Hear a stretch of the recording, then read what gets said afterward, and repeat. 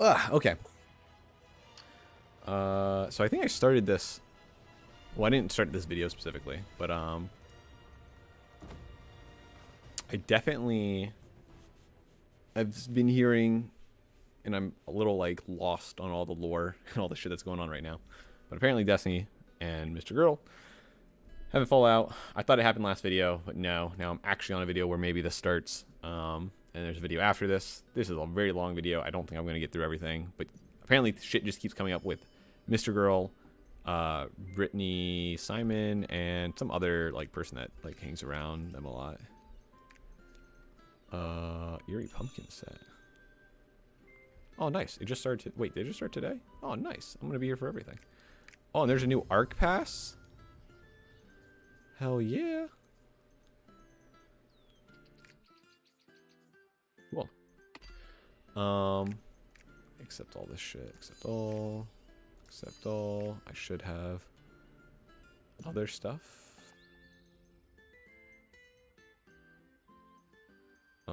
Medium. LED glass, small. I mean, sure.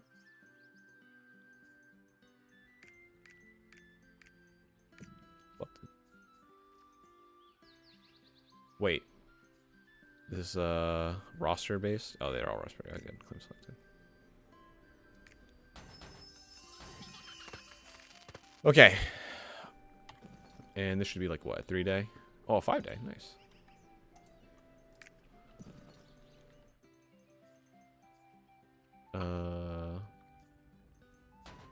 Put that in there. Only pumpkin mask, put that in there. Wait, is that roster based? Bound to roster on pickup. Warrior exclusive. Wait. You know what? Fuck it. I like my pumpkin head. This gives me more charisma though. Oh well, fuck it. That looks cool as fuck. But yeah, let's get into this video. Oh god, this is gonna turn into a screaming match. I have to give my example. I'm just gonna keep talking. I don't know why I can't just give me one question. Holy shit, you just explained a whole bunch of shit that didn't matter, and you're about to do it again. Okay, let me turn this down just a little bit too, and I should be able to speed up just a bit. Okay, so very succinct question, very easy. You're at your house, you brought a new date over, and your dog is sick. How f***ing dare you ask me? Spread your... Yeah, I'm not. Oh my god. Okay, I think that your perspective is, So you're retarded, okay? Oh my it feels like I god. went through so much. Sorry, I don't mean to get emotional about this. Obviously, you guys were known as friends a little while ago. Very close, good conversations together. Stardust actually caught quite a bit of heat over her association with you. However, a few months ago, there was a monumental conversation that... Oh yeah, there's some... I remember hearing this in the last video. There's something that happened between Mr. Girl, Stardust, and someone else. I think Cherry was her name. I think. Sullied the relationship that had been developed. And from what I understand, it led to a sort of terse exchange on stream, which then led to a number of months where you weren't really communicating with one another. Now, I floated the idea of sorting this out. And I think that, you know, I kind of left it with you. I didn't want to push the issue. But now we have gathered here together to finally fix the tattered, frayed relationship of Mr. Girl and Stardust. Now, because I'm both a woman lover and also think that Stardust is the one that initially had the issue with what Mr. Girl said, I think what I'd like to do is just allow you maximum 5 minutes tops to explain what your issue is. And then Mr. Girl, you'll have 5 minutes to respond. And then we're just going to open up a conversation. This is to ensure that you're able to get out how you feel in a fairly reasonable time frame. So, Stardust, please, please explain the issue in more detail and then go on to what you've got to say. So we had a conversation last time we were on stream together because I really liked his video about the cat. I thought it was funny, and I thought it was a really nice way to demonstrate how to tell somebody to, you know, back off. That you're not interested. Can I explain what you mean by my video? Wait. No, people are gonna Why are know you what she's interjecting already? He's already going in. She said a video about stop my it. cat, and I want to explain the context of what she's talking about. Oh man. Okay, That would be I don't understand why you need to explain. That seems like plenty of context to me. No, okay, go on. I'll allow it. Go on. As long as you're okay with the Stardust. I made a video called How to Say No to Sex, which is about how if somebody asks you to have sex and you're not interested, you should plainly and clearly say no, rather than giving excuses or basically trying to talk them out of wanting to have sex with you. And a guide I gave for that is, imagine if someone asked to have sex with your cat. You should say no the way you would say no to that. Okay. I liked it. I thought it was a funny video. And I thought it was interesting. And we started off our talk, and I said to Mr. Girl that I really appreciated the video. I think a lot of women, especially younger women, are kind of socialized to not really know how to say no the correct way, socialized to kind of like do everything except give a hard, concrete no, right? And at the same time, you know, I personally felt like it's important for me, because when I say not right now, currently as I am, I have to clarify so many times to somebody that I'm interested in. I'm incredibly interested in you. I just need time, right? When I'm talking about me needing time, I need time. I have like issues, right? And so that's kind of what I was saying is, like, you know, I don't want that message to get misconstrued as me. I don't want people to all of a sudden read that as like, she's no longer interested in me, because the truth is I am interested, but I just have, I need time.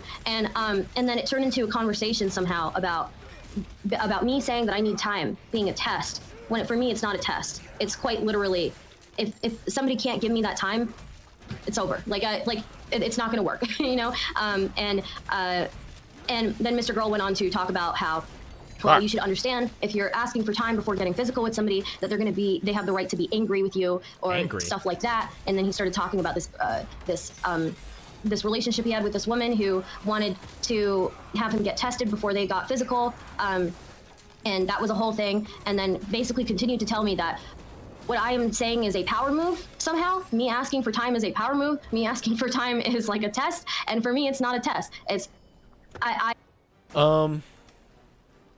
think I've heard Destiny say this, and it definitely has always been a thing with Mr. Girl, specifically being where someone will tell him something, and he'll be like, yo, this is how I feel about this thing. It's like, I think this is why you actually feel about this thing, or why you actually feel this way. And I guess that's what it is, if I'm understanding the story correctly. So Sortis pretty much just says, yo, I do this thing when I'm dating someone, and then Max thinks like, oh, you're doing this because you're trying to see whether or not, if I'm understanding like why it would be a test to like say, hey, can you wait? It's trying to see like how much control you have over how much is this person willing to wait to like be with you. So it shows like their commitment, or it shows like how interested they are. So I guess it can be. I mean, if I had to go about like the best way that I would say that, would probably be like, if you do like this person and you need time, and that is what you're saying, like, I need time and I want to be with you, I guess at the end of the day you could pretty much say, technically, I want to be with you, but I want to be with you if you are like, but I need to like make sure of that before we do anything. Like I want to think about it. I want to spend time on it. And the only way I'm going to be okay with being with you is if you're okay with taking that time. So therefore, the person that I want to be with of you is the person that would wait for me and do that. So I guess, I mean, you can say it's testing, but I think it more comes into like how the person is like actually portraying it, or how they're insinuating it. Because you can definitely do it as a test, or it could be like, hey, I just need time to think about this. But if you do know 100%, then that's weird. Then it is like, if you know 100% that you definitely want to date the person, but you're still saying like, I need time. What do you need time for? I need to understand that. Unless you don't know. Well, then that's the case. Then you don't know. That's why you need time.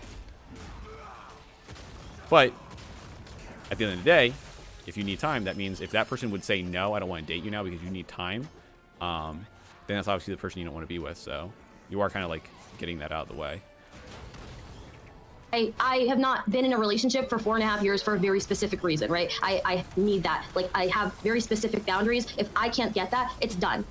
I'm not doing it, you know? And I'm willing to be, by myself rather than somebody who thinks that I'm asking this as from the perspective of a power move. Okay. And sorry, I just wanted to elaborate very briefly on the, you know, my understanding is you didn't have any contact for a little while with Mr. Girl. What was the reasoning behind that before we moved on to Mr. Girl? It felt awkward. It felt weird. And, you know, it's not like I don't wish him any harm, you know, I don't wish him any ill will or anything like that. But there's like a fundamental difference in the way that we understand this and the way that he views it. And he thinks that people should be entitled to be angry with me for exercising Boundaries? just basic requests. When I say you don't have to be with me, you know, you don't have to be with me if that doesn't work for you, but you don't have to be angry with me either, right? Like I don't think it's reasonable to get angry with somebody for explaining what they physically need or what they physically can't give, right, at a specific. I don't know if Max is gonna go down this route. He seems to take it to a very extreme, to like the fact that you need to justify emotions means that emotions can be that you can like fight people on their emotions then. So he's probably gonna go down this right, like people have the right to feel an emotion that they want to feel. In which case you can't say like, you can't tell them like they can't be mad about these things, like, because then you're putting yourself in a realm where you have to justify your emotions. And I think Max is very much against that. So I don't know if that's the route he's going to go down, but that's what I assume he's going to say, something along those lines. The time in a relationship. So. Okay. Right, now Mr. Go, you've maximum 5 minutes to respond to that and elaborate further as you see fit. Oh, I am angry. Also, I wonder if Chud Logic is just not going to use a fucking avatar anymore. Like, ever since he came out at, what's it called? At TwitchCon. Great, yeah. Okay. Is that it? No. I mean, for the meme, I understand because I did make a meme. Okay, shut up, Stardust. Yeah. Okay, listen, let the men speak. Right, Mr. Go, Oh, go. God. No, I'm angry at you for not talking to me for 3 months. Okay. What is all this shit? Nutrient vat, venom alleged spice. When I say that it's a test, I'm not talking about your experience. I'm talking about. But that's not what you were saying. Why are you interrupting? Sorry.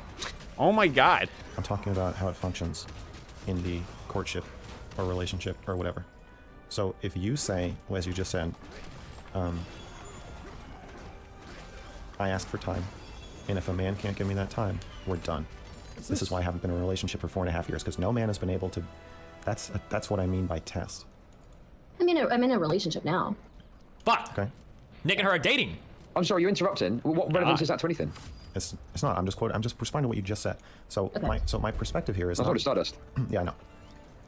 My perspective here is well, I guess I can just reiterate what I was saying last time. Is that a lot of men don't like being told no, and will not True. take no for an answer, True. especially if it's a vague or unclear no. And I think as a result of both women's unwillingness to set clear boundaries, and men's unwillingness to accept boundaries, we've developed a kind of coded way to deal with this, where women say no just to something, just to see how you react to it, and then gauge how safe they are with you based on that. And what you describe as, oh, I need time or I need space, some component of that feels to me, I guess, whenever it happens to me, like a test.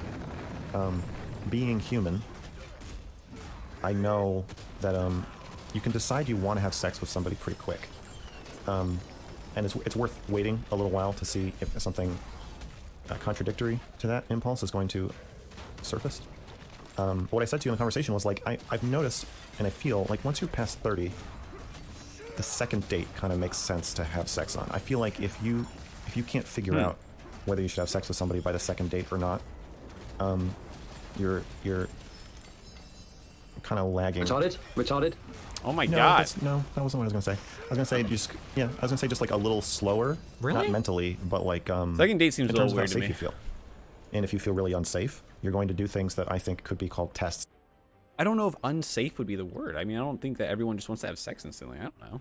Kind of weird. So I'm not saying that these happen for no reason, and I'm not saying that there's not men who deserve that. I'm saying that Maybe it's a as a safety thing. man I don't know. who I don't think needs to be tested, it feels enraging to add to the shame women have about wanting sex, the awkwardness of whatever, all the lies, to add another reason for women to pretend they don't want sex when they do, or maybe this is an excuse for women to pretend they don't want sex when the setup of like, I'm supposed to convince you to have sex, and you're supposed to go, oh no, I'm not ready, oh gee, I don't know. I really can't stand it. I really don't like it. I feel like... Uh-oh. I'm so sorry. I feel like women would run tests specifically for people like this, in the hopes of filtering people like this out. Does that sound mean to say? But like, I think that like, if a woman were to filter somebody like this out, like somebody that feels like they're getting angry because, like, feels like this would be like, okay, that's good. I'm glad that we're not like trying to casually date then. The story I told was, I'd known this woman for like a year, but we never had sex. We decided to have sex. She asked me to get tested, and I did. And then she told me she wouldn't have sex with me unless I physically showed her the test. And I was like, well, if you think I'm gonna lie to you, Yo, I don't. The fact that they've known each other for a year is really weird to me. But yeah, like if you ask someone to get a test and they said they did, and then you're like, okay, well now I need proof of that. That does seem kind of weird. Like you've known each other, you've been friendly with each other for a year now, and you still don't trust this person. And the thing that's gonna make the difference is the fact that they then show you this piece of paper that tells you that they didn't lie. I can definitely see that is kind of weird. Like you do lack the trust. Like over a year you haven't gained any trust with this person to be like, oh, okay, well yeah, we're good. That is a little weird. then I don't want to have sex with you. Like, we need some basic level of trust. If you want me to be... This is like, damn. This is like the classic red flag for me. Like, there are people that I hooked up with that are really big into getting tested. And if somebody asks me for a copy, I always send it. Like, of course, that's super... See, but Destiny, I think what he's missing here is the fact that this is like a friend of his. Well, it sounds like they're friends. I don't know. He said over a year. I don't know how acquainted they were. But if I was friends with someone for, let's say, a couple years, and then we want to do something, and then they ask me to do something, and I say, yep, okay, I did it, and we're all good. And then they ask for proof of that. It's like, so you don't really trust me that much? We're about to do this really intimate thing, and you don't actually trust me fully? You want more proof? Which is fine, and I'd probably give it to them. I can understand. But, like, that would hurt. Like, that would be like, oh, I thought we were closer than this. I thought we like, had a level of trust. The fact that you're willing to do this with me, I would assume that you already are at that level. But for someone that you just met within like a few months or just within a few dates, that's different. That I can understand, because that's enough time where someone would be willing to like deceive you. But over a year of time being with someone and you're just gonna like deceive them the whole way, I don't know. Maybe I'm fucking stupid, but that sounds insane to me. Fuck! I didn't delete my shit. When I ask somebody about their STD history and they get upset just because I ask, that's one of the biggest red flags ever. He's missing the fact that I feel like maybe he'll bring it up, but I feel like he's missing a primary point. Like, it would be different if your friend did this to you. And maybe I'm over-exaggerating their friendship. Yeah, I don't know. I don't know why you would have a problem with it. There was a girl that I used to hook up with in LA, lived in Calabasas, and I remember that her parents were not especially at risk, but she was really paranoid about COVID shit. And she was like, do you have a COVID test? I was like, yeah, of course. I'll usually send over the stuff without being asked. Like, yeah, of course. I would expect you to ask to see some kind of proof. Because I could just lie and say, like, oh yeah, of course, I'm fine. Like, let's fuck. Like, people would lie about it. There's nothing wrong with asking for a test. Like, that's like... The difference is the level of trust you have for the It's a huge red man. flag. It's a huge red flag if somebody throws up. Actually, sorry, I'm not trying to come down on Max. Oh, god damn it. Now Max is watching me watch this. Oh god, this is gonna turn into a screaming match. Well, anyways, I would say like that. This is like an instant like disqualification for me, and I would tell a girl the same. If somebody's like, oh yeah, like I asked this guy about like the other test, and he got upset at me for asking for proof or whatever, I'd be like, yeah, that's it's good that he got upset there. Like you saw who it was. No, like don't ever associate with him. Like boom, like you saved yourself a lot of trouble. Like it was good on you for asking. That would typically be the advice I would give. But Destiny is a master of misunderstanding Mr. Girl's points. Oh, we found the Mr. Girl fan in chat. Okay, one of you guys. Uh-oh. I've said this a million times and I'll say it again. I put more work into understanding Max than any other person on the entire internet ever will. So if I'm having trouble understanding him. Okay, what do you got? The Mr. Girl fan and shit? Yeah. Oh, no. All right, what do you got for me? What we got? Red flag? You want to talk about red flags? What are you talking about? Yeah, if somebody asks for like an STD test, and like, yeah, sure, and then they're like, oh, can I like see the paper or whatever, and the other person like throws up like a big hissy fit, I would say that's like a red flag. You should probably avoid that person. Why didn't throw up a big hissy fit? I just said no. I was just like, if you don't trust me enough to believe that I'm not going to lie, to look you in the eye and lie about whether I have an STD, like I'm going to intentionally infect you with an STD, then we probably shouldn't have sex. That's not at all what that question is about. I don't even know what you just said. Okay, Hold on, wait, hold on. Let me just hold on. What you just said was nonsense. Nobody's talking about intentionally infecting people with STDs. Well, yeah, wait. Okay, not intentionally infecting. Technically, not intentionally infecting, because I don't know. I don't think you always pass STD. It's just a chance.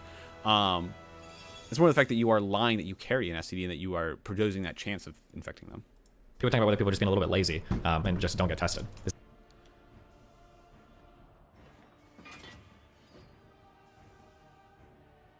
Huh. So he's coming at it more like the person just didn't do it, instead of them doing it and then just not wanting to show it. Okay. It's nothing to do with like I'm gonna intentionally spread bugs to you. Like that's insane. Okay, well, let me tell you the context of this story. I knew this girl for a year. We didn't have sex, and then I was like, I was like, you know what? I'm ready to have. I want to have sex with you. I just texted her out of nowhere, and she was like, okay, fine, we can have sex, but you gotta get tested. So That's fucking weird. we both go. Oh, that is a little weird. I don't know their friendship. We both get tested. We went together, got tested at this clinic, and then we got our results separately. And I was like, okay, great, I don't have any STDs. And she was like, well, show me the paper.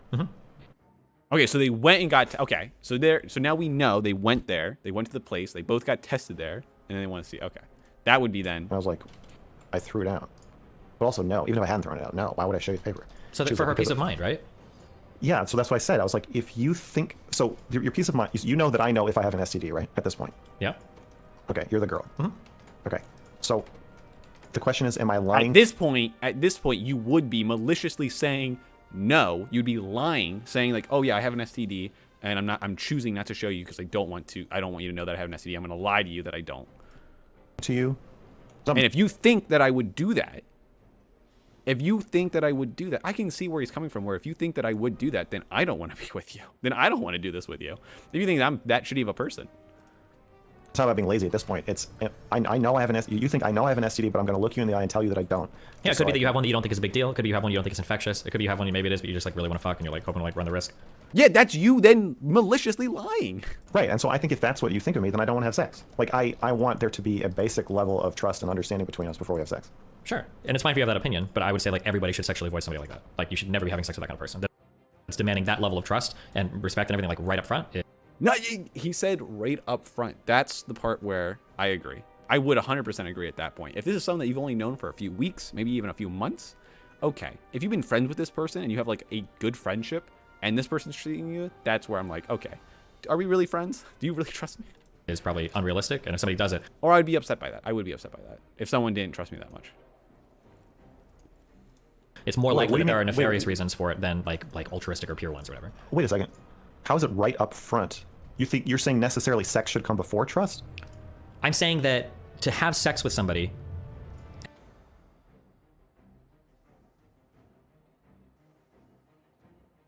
In the original session, was this their first time? It was their first time having sex, but it sounds like this guy's been known this person for like, he says a year. I don't know their friendship. I'm saying if you were friends with this person and you had a good friendship, and then this person thinks that you are maliciously lying to them about having an STD, then I'm like, what the fuck, dude? We're supposed to be friends. If you don't trust me at that level, then I don't want to do anything with you. Fuck you. And then there's a level of trust of like, there's a higher level of trust. Like I trust that you're not going to be lazy. You're not going to hide anything, blah, blah, blah, blah, blah. That's a lot higher than just the trust needed to like have sex with somebody. Yes. Well, not for me. That's why I didn't have, I haven't had sex with that many people. And when I do have sex with somebody, it's a pretty major event in my life.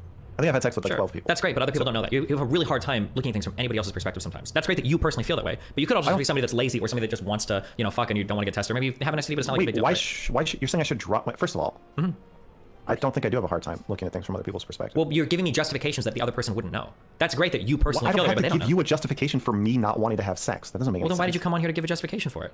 That's the whole point of you coming on here. No, the question's not malicious.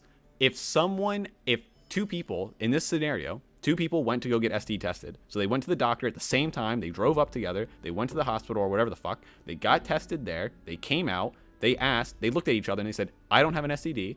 And then the other person looked at that person and said, wait a minute. I don't know if you're telling me the truth. Let me see the paper. If you are asking me, at this point, both people know individually. So I'm looking at this person. I'm saying, I know you just got tested, and I know if you have an STD. And I'm going to ask you to show me the paper because you just told me you don't have an STD, but I don't necessarily trust you, which means if you're lying to me, you're maliciously lying to me.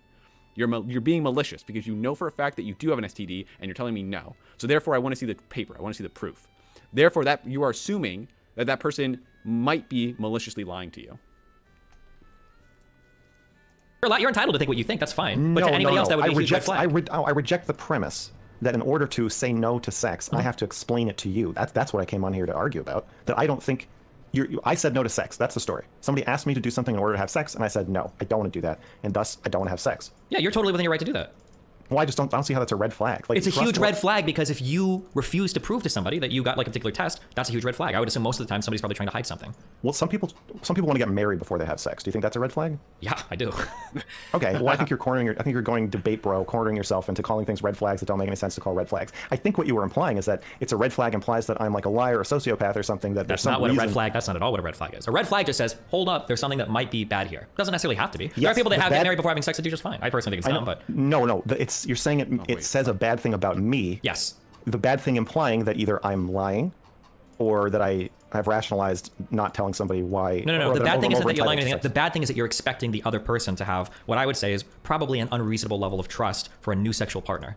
I understand that, but because you have difficulty looking at things through other people's perspectives, you're assuming everybody has the same level of casuality about the first time they have sex with somebody that you do. But if you didn't you literally say earlier in here that you believe that people should be having sex by the second date?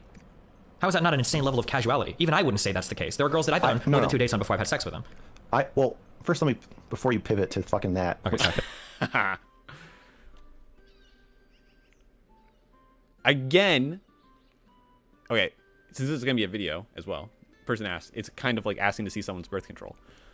Again, if you are with someone who you are in a long-term friendship with or a long-term relationship with in some manner, and this is your first sexual encounter,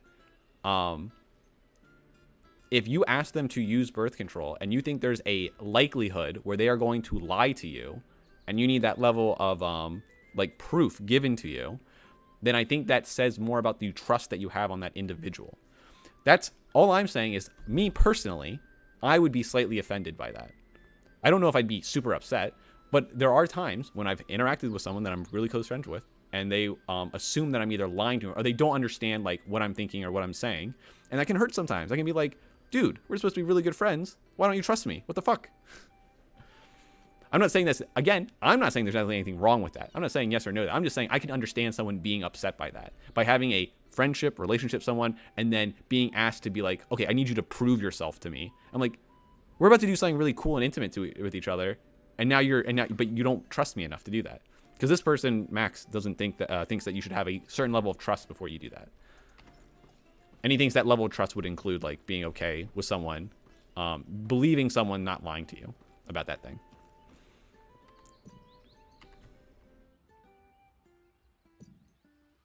Finish your point then. Okay, that's fine. Okay. Either sex or trust has to come first. And in the way you're framing it, you're saying like sex should come up front. And then I'm pushing for a level of trust that's inappropriate if it's going to come that up front. But for me, I'm not saying sex should be that up front. So when you say sex or trust has to come first. So firstly, I don't think this statement means anything. There are varying levels of sex, but that's not relevant. But there are huge varying levels of trust, right? Sure. But this level of trust, we can just put a pin. I think that somebody is spectrum at believe somebody will not look you in the eye. I'm not friends with the average person. Yeah, I think somebody is more likely to lie about an STD than they are to like rape or murder you. Like there's a lot. Yeah, there's a lot of people that I would like, especially being a man when it comes to dealing with women. There's a ton of women that I would trust to have sex with that aren't going to do anything weird if we have sex. But the amount of people that I trust when it comes to like being 100% forthcoming about an STD, that's going to be probably quite a bit smaller, or at least a bit smaller. And even the same thing when you switch to genders. There's a lot of women that are like, oh yeah, I would trust this guy to have sex with me, blah blah. Yes. But would I trust him to lie about an STD? I don't know. That's different. So I think it's okay to have like, even if you have some level of trust, you still want to have like verification or proof of an STD test, and it shows a good faith willingness for you to like assuage somebody's like fears that you might have a disease or something. But I think that this is not good. I think this is counterproductive. It's like when girls on dating apps tell you not to send them a dick pic. I know you don't want to get a dick pic, but all you're doing when you do that is you get somebody who would have sent you a dick pic to pretend that there's somebody who wouldn't send you a dick pic. And while I understand that you don't want an STD, you are also saying, I will have sex with somebody who would lie to me about having an STD, but who isn't right now. How would they know that about you in an early stage of a relationship? Well, that's what I'm saying. I think that if you think somebody is the kind of person who would lie to you about having an STD, then you shouldn't have sex with them. Maybe I put too much stock in my ability to judge people's character. How would you know? Yeah, you can't know that. You're just wrong. There's no way that you could know whether or not somebody would lie about an STD test. I didn't say you would know. I said think. Well, why would you gamble with like an STD? Why would you gamble like that? Well, you're gambling anytime you trust anybody anytime you let somebody into your house. Hold on, stop. That was a bad equivalency. You gamble, you reduce the amount of gambling you can take in your life anything you do. Like you gamble every time you get behind the wheel, but you wear a seatbelt. You gamble every time you let somebody in your house, but you only let people you know. You gamble every time you have sex, but you can ask for an STD test if one is possible. Yeah, the same. I don't know if Max is gonna say it. The same thing I would give. Yeah, I only have sex with people that I have a level of trust or interaction with where I can trust them. Yes, that's true. You can do those things, but I would.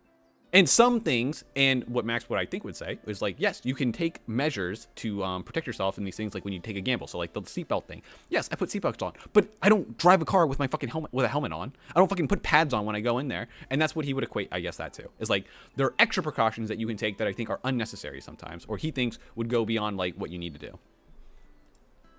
I wouldn't have sex with somebody unless adding trust. Okay, if you're on a first date with somebody and you don't know them, you'll be safer if you look through their phone before going, walking through a parking lot with them at night, right? Like if you're like, before we do this, I want to know as much information as I possibly can about you.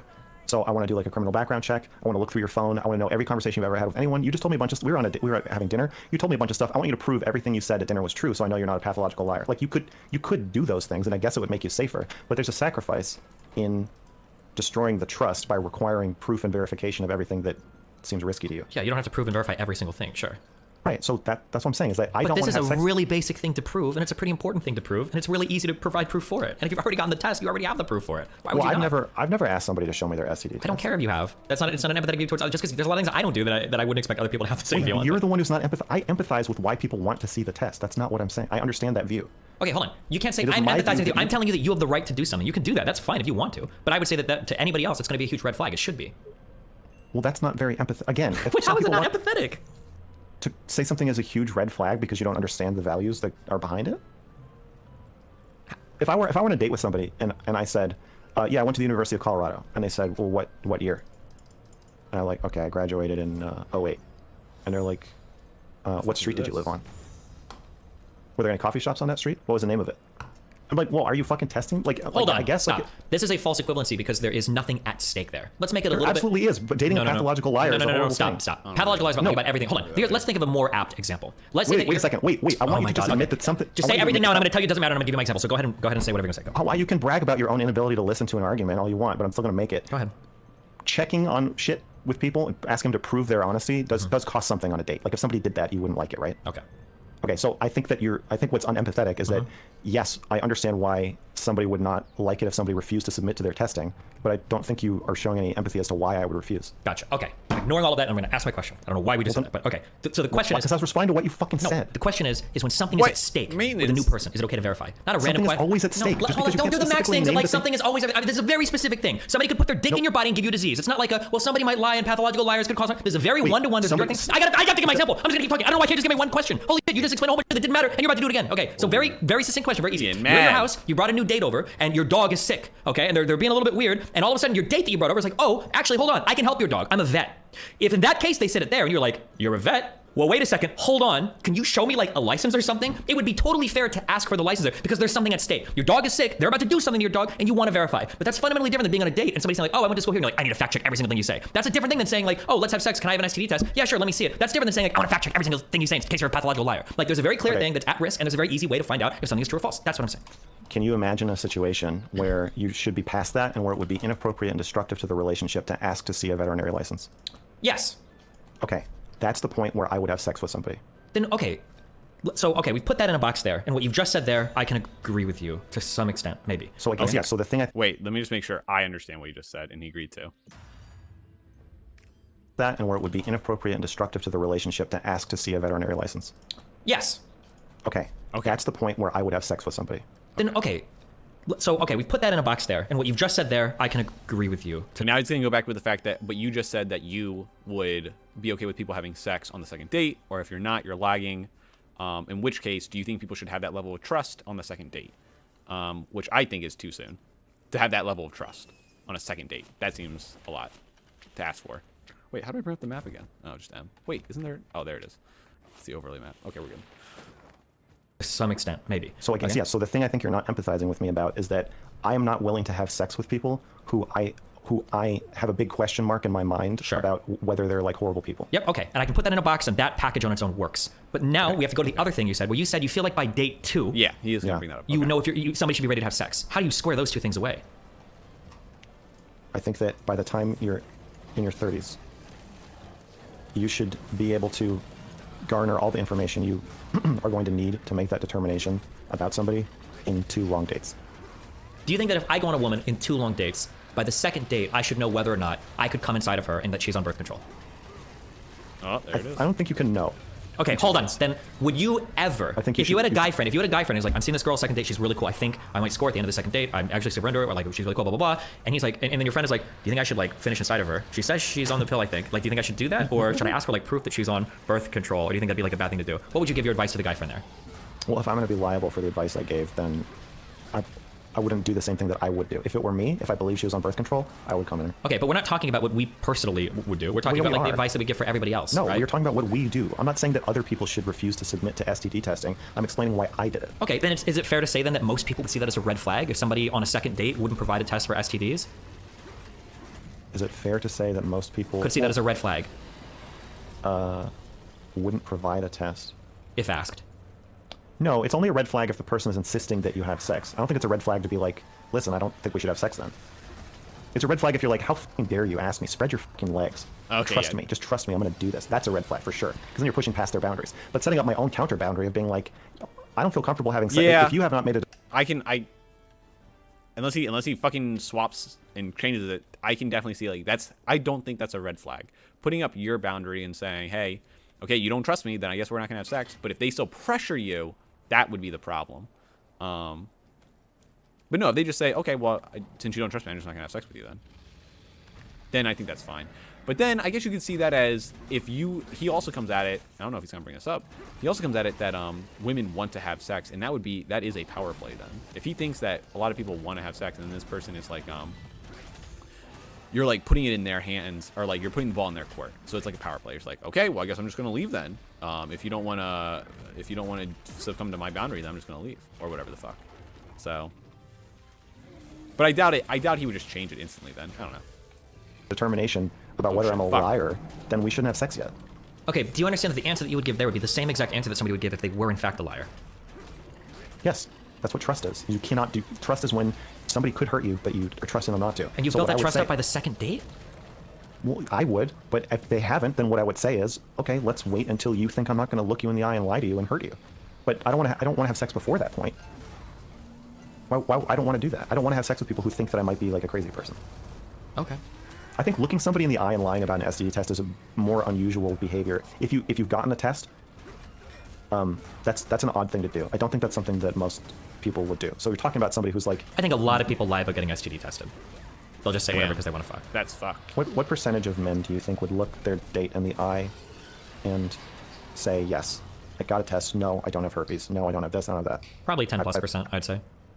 That's a lot. Yep. I feel like it's like 2%. Like, here's a lot of people just don't know. Here's a fact, okay? No, but... No, wait, I'm gonna finish. Okay. Every single woman that I've had sex with... with... the hypothetical. You just changed the hypothetical. I'm talking about somebody who just got a test and has it, just read it and threw it out. What percentage of those people do you think would look their date in the eye? If you knew that they read it and threw it out, that number is probably lower. But I don't know, like, you're gonna see the person, see them throw the test out and not tell you? Like, this is an absurd hypothetical. This doesn't happen most of the time. We went to the clinic together, so she knew I got tested. Okay, in that case, I would say that she should 1,000,000% run the fuck away from you as quickly as possible. If you walked into that clinic together and you both got tested and you crumbled it up and threw it away and didn't show it to her, then I would say that guy has fucking AIDS. Run. That's what I would say. That's fine, but that's not answering my question. My question is, what percentage of men in that situation would see that they do have an STD, but then look the person in the eye and lie about it?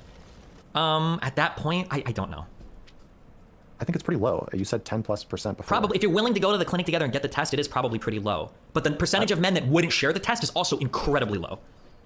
And I would imagine that there's going to be a huge overlap. There's a huge overlap between men that take the test and won't show it to their partner, and men that took the test and won't show it because they're positive for an STD. I would say there's a huge overlap between those two groups. Damn. True.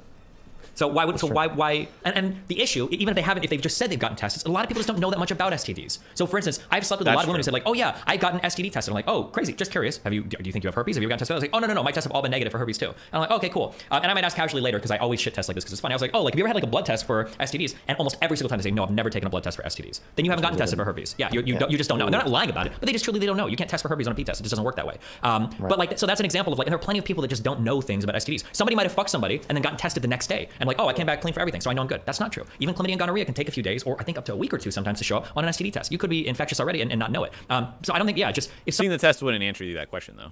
Somebody wants to see a paper, I just think that's totally fine. The idea that like you can build all this trust by date 2 for them to not like just be like, oh, yeah, I'm tested, it's good or whatever. That's just, it's a huge red flag for me.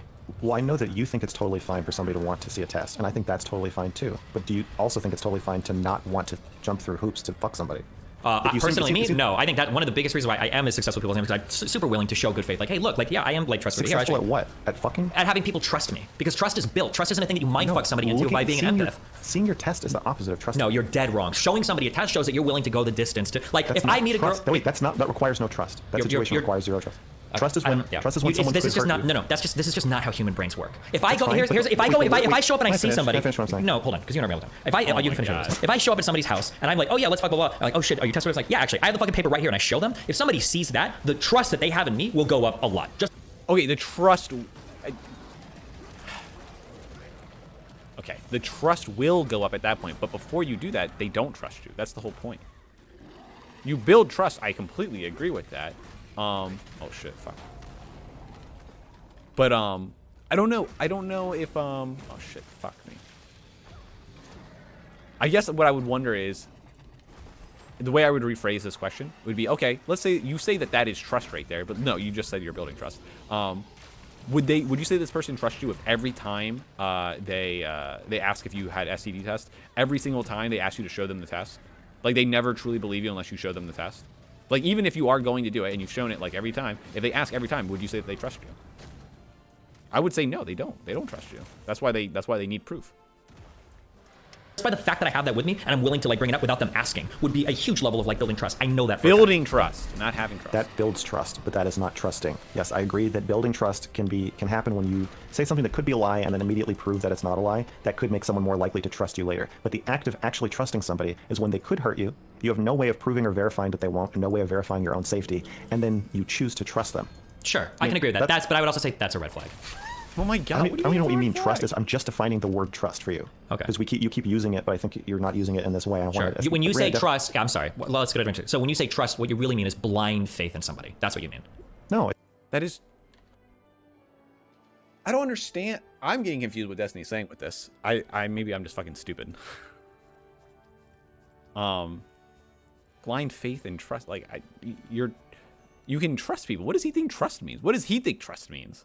It doesn't have to be blind. It can be come up with all the data that you've amassed about the person since meeting them or since going on dates with them. But the trusting part is when they could hurt you, and you're giving them you're showing them your belly. You're giving them the opportunity to hurt you and trusting that they're not going to, because of how you feel about them or what you've seen so far.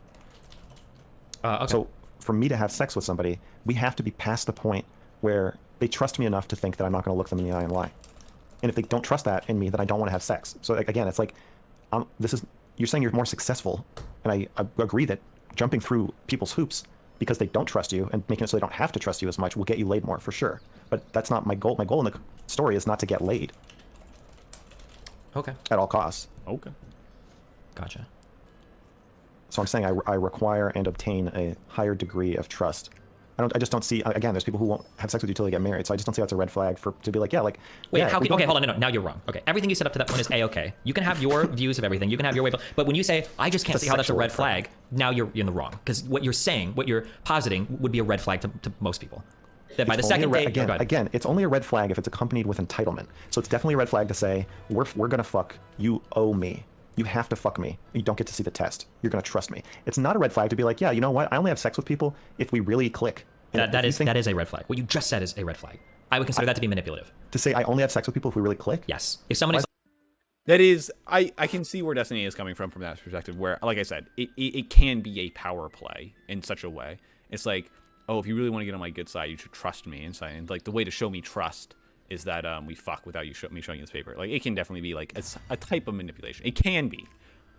Like, if somebody's like, I'll have sex with you, but I'm not going to show you a test because I only have sex with girls that trust me. And if you don't feel like you trust me and enough to see a test result, then I'm not going to have sex with you. I would consider that to be manipulative. Yeah. To manipulate her into... It can be. A lot of things can be manipulative. I don't know if it necessarily is manipulative. Having sex? Yes, of course. Easy.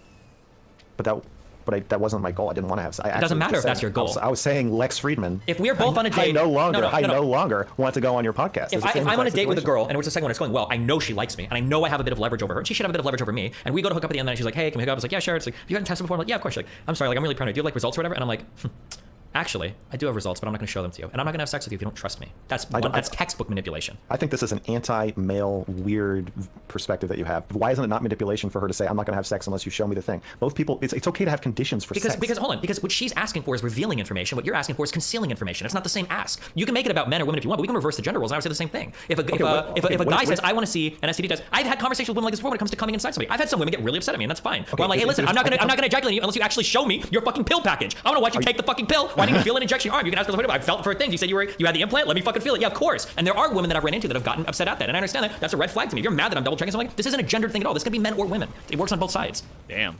Wait, you don't think? So you think that if a woman says, I don't really want you to watch me take my pill, that seems weird to me. And if this is where this is going, I don't want to have sex anymore. She's being manipulative because she's forcing him to have sex with her without the revelation of this information. You don't have to force somebody, but I think it can be manipulative. You just Let's reverse. If it's not gender, then we should be able to nicely reverse the genders, and it should work out just fine. I hate it when people use really hard. I hate it when people use very strong statements. I know that's how people talk, but and Destiny normally does it pretty well, where he doesn't do that. He tries to stay away from very strong statements like that. But it blows my mind when people are so strong when their statements. Like, yes, it can be manipulative. Oh, fuck. I need to stagger him. There we go. Manipulative by saying, I don't want to go through your test, so let's just not have sex. If a woman said the same thing, a man says, I want to watch the pill go into your mouth, and she says, you know what, let's not have sex, I don't want to anymore, she's manipulating him into having unprotected sex with her potentially? No, she's just setting a fucking boundary. Yeah. But it's not. Yes. If you wouldn't have that reaction. It's just setting a boundary. It's being if I go to have sex with a woman, and I'm like, hold on, wait, before we do this, like, can I just see proof that you're actually on birth control? And she's like, I actually don't fuck guys that ask for proof of that. And I'm like there, and I'm horny, and I'm like, oh, fuck me. Like, okay, yeah, that's kind of manipulation. You, bro. That's on you. All manipulation is on you. That's the point of manipulation. You're not actually forcing somebody to do something. You're mind fucking them into it, of course. It's not mind fucking if she actually just doesn't want to have sex. And she's like, look, if you're the kind of person that has the amount of casual sex and the lack of trust and the lack of intimacy in the casual sex you have, where you feel like it's socially appropriate to demand to watch people take medication, we're just not on the same page. I just don't want to do this. Okay, I agree with that. Yeah, it's not on the same page. Sure, that's fine. You're right to have that. You can do that. Okay, so I don't think me saying no to sex should be framed as manipulation. I said no to a bitch. What's the big deal? I guess it would depend on where the context of it comes up at. But, I mean, to me, that's what it feels like. I would say that it is. But.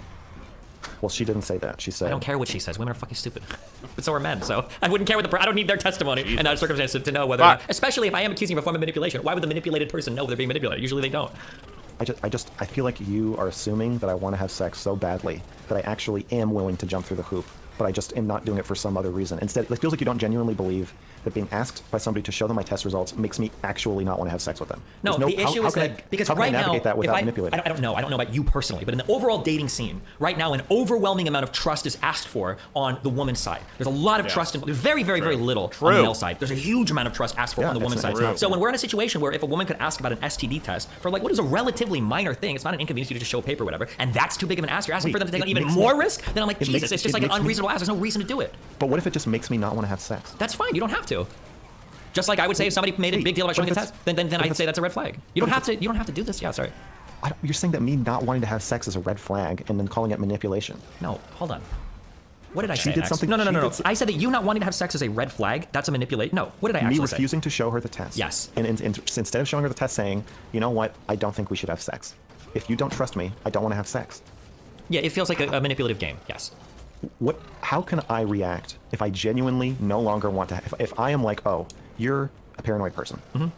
I don't think you're a trusting person. I think that any relationship with you would just be an endless nightmare of people lying to each other and checking each other and looking through each other's shit and spying on each other, and I don't want to get into this. I want an adult relationship with an adult woman who trusts me and who I can trust and who is willing to take the risk of being like, oh, well, if you say something, you look me in the eye, then I believe it. That's the relationship I want. That's the sex I want. How can I navigate that without doing what you think is a fucking red flag or manipulation? I would say when they put up the boundary, then you just detach completely. That's what I would say. It's probably the appropriate thing to do. So just not respond? Or yeah, just be like, okay, well, I don't think it's going to work out, and then leave. So you think it's inappropriate to explain why? Yes, then you should just leave. That seems a little weird, but I mean, okay. That seems, I don't know, that seems weird. Because you just said that the whole problem is that you're asking them to, you are trying to conceal information. Now you're concealing even more information. You're concealing your test, and you're concealing, oh fuck. Oh shit. And you're concealing, why you just fucking pieced out? It's fucking weird. I don't know, I think that's kind of weird. Anything else? No, I think that's it for now. Oh boy, is this gonna be a fun conversation? Oh, with Stardust? Yeah. No, it's horribly upsetting. Oh, Jesus. Oh, Well, shit. That's like some of the most upset I've ever gotten on stream. Jesus. Oh, fuck. And that's saying something. Okay, well, wish us luck. How's this you guy guys gonna not call dead him? yet? Defend. Pass Max. Okay. Oh, Good God. luck. I was about to say, Yeah. Jesus. I love you too.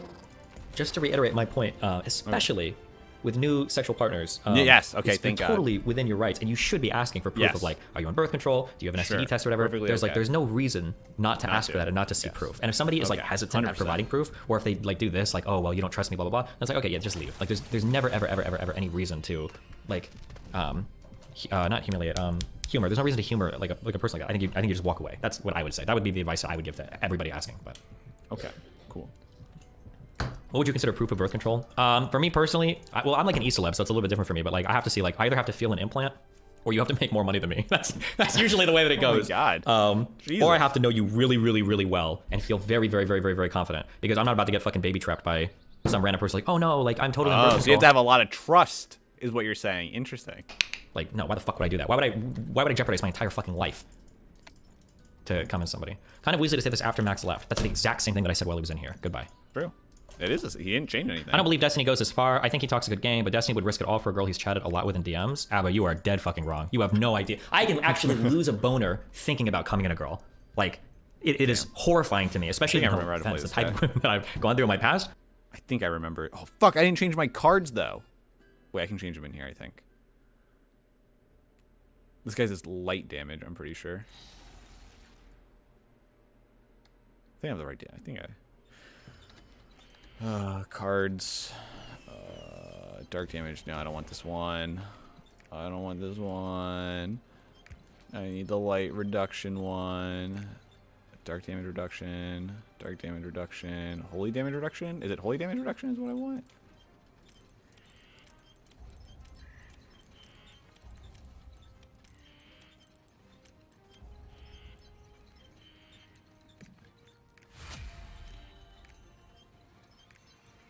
Yeah, I think it's this one. I think he does holy damage. I need to look at my cards then at some point. It would be life-ending to get somebody like that pregnant. Like, fuck, I don't know if there's somebody you could ask, but like there are girls that I've gotten into fights with because they have actually gotten offended or upset, where it's like, oh, like where do you want to finish? And it's like, oh, I don't know, like, oh, I can do this or that or that. And she's like, oh, what about a sign? He's like, oh, I don't know. And like, what do you mean you don't know? It's like, oh, you know, I just don't normally do that type of thing. Like there have been some women that have gotten like upset at me, 100%. But like I can finish anywhere. It's just an orgasm. Crazy. Like, I mean, some women really. I guess. is there an example of something that I fought with? There are some people that I do trust though. Like if I meet somebody, like I'm not trying to say that like I wouldn't trust anybody ever about anything. Like Okay. there were a few people that I knew in LA that were really cool. Like there was a girl I knew, she was going to law school. Like I think I even met her parents a couple times. Like she seemed like she's super life together, blah blah blah. Like yeah, sure. Like I'll trust like probably a person like this is okay. Oh, fuck, Another girl I knew in that's LA that the was thing. loaded. She Yeah. lived in like Justin Bieber's neighborhood, going to top 5 law school now. Like yeah, I trust that girl.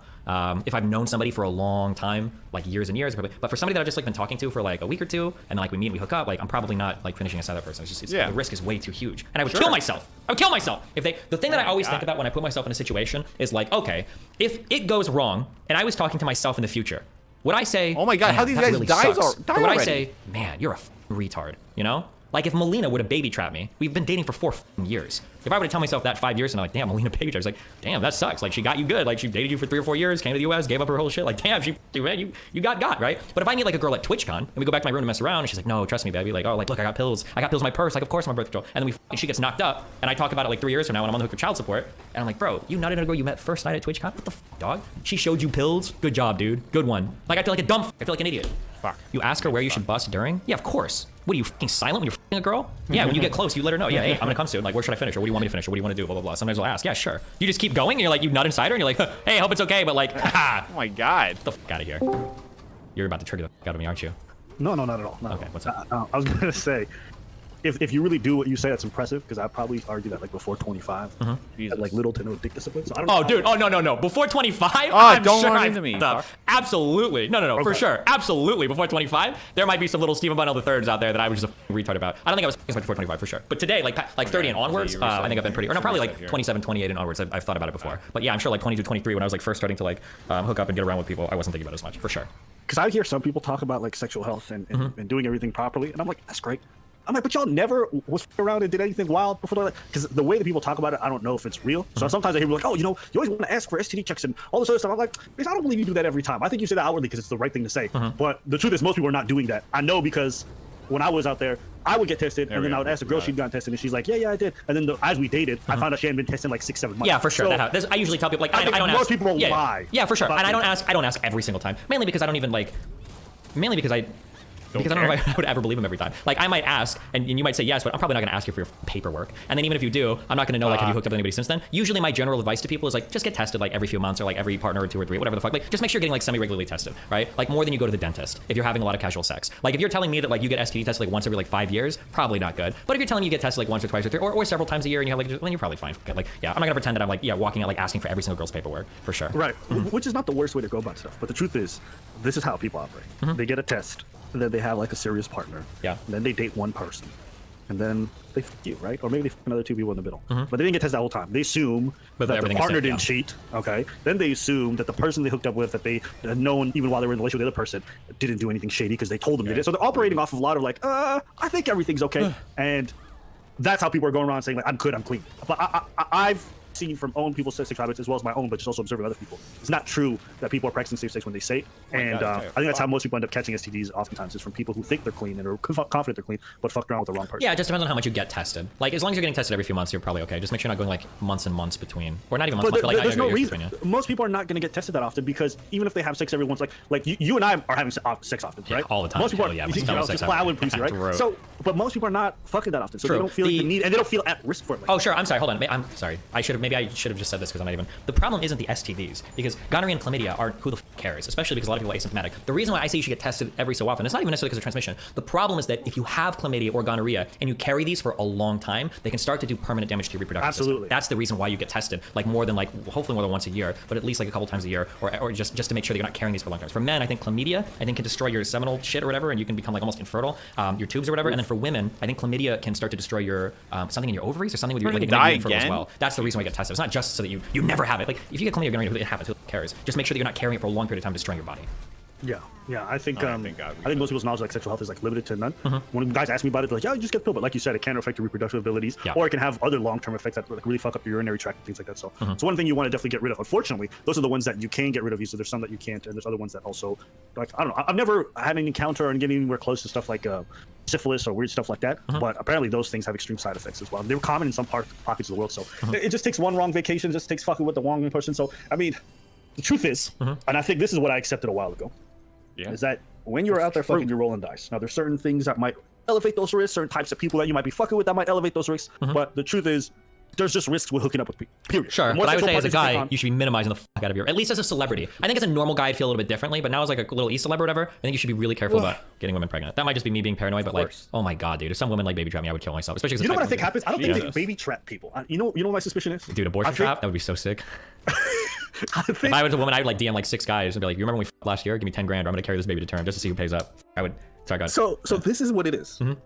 Once they get pregnant, they start feeling all types of stuff and they change their mind. Sure.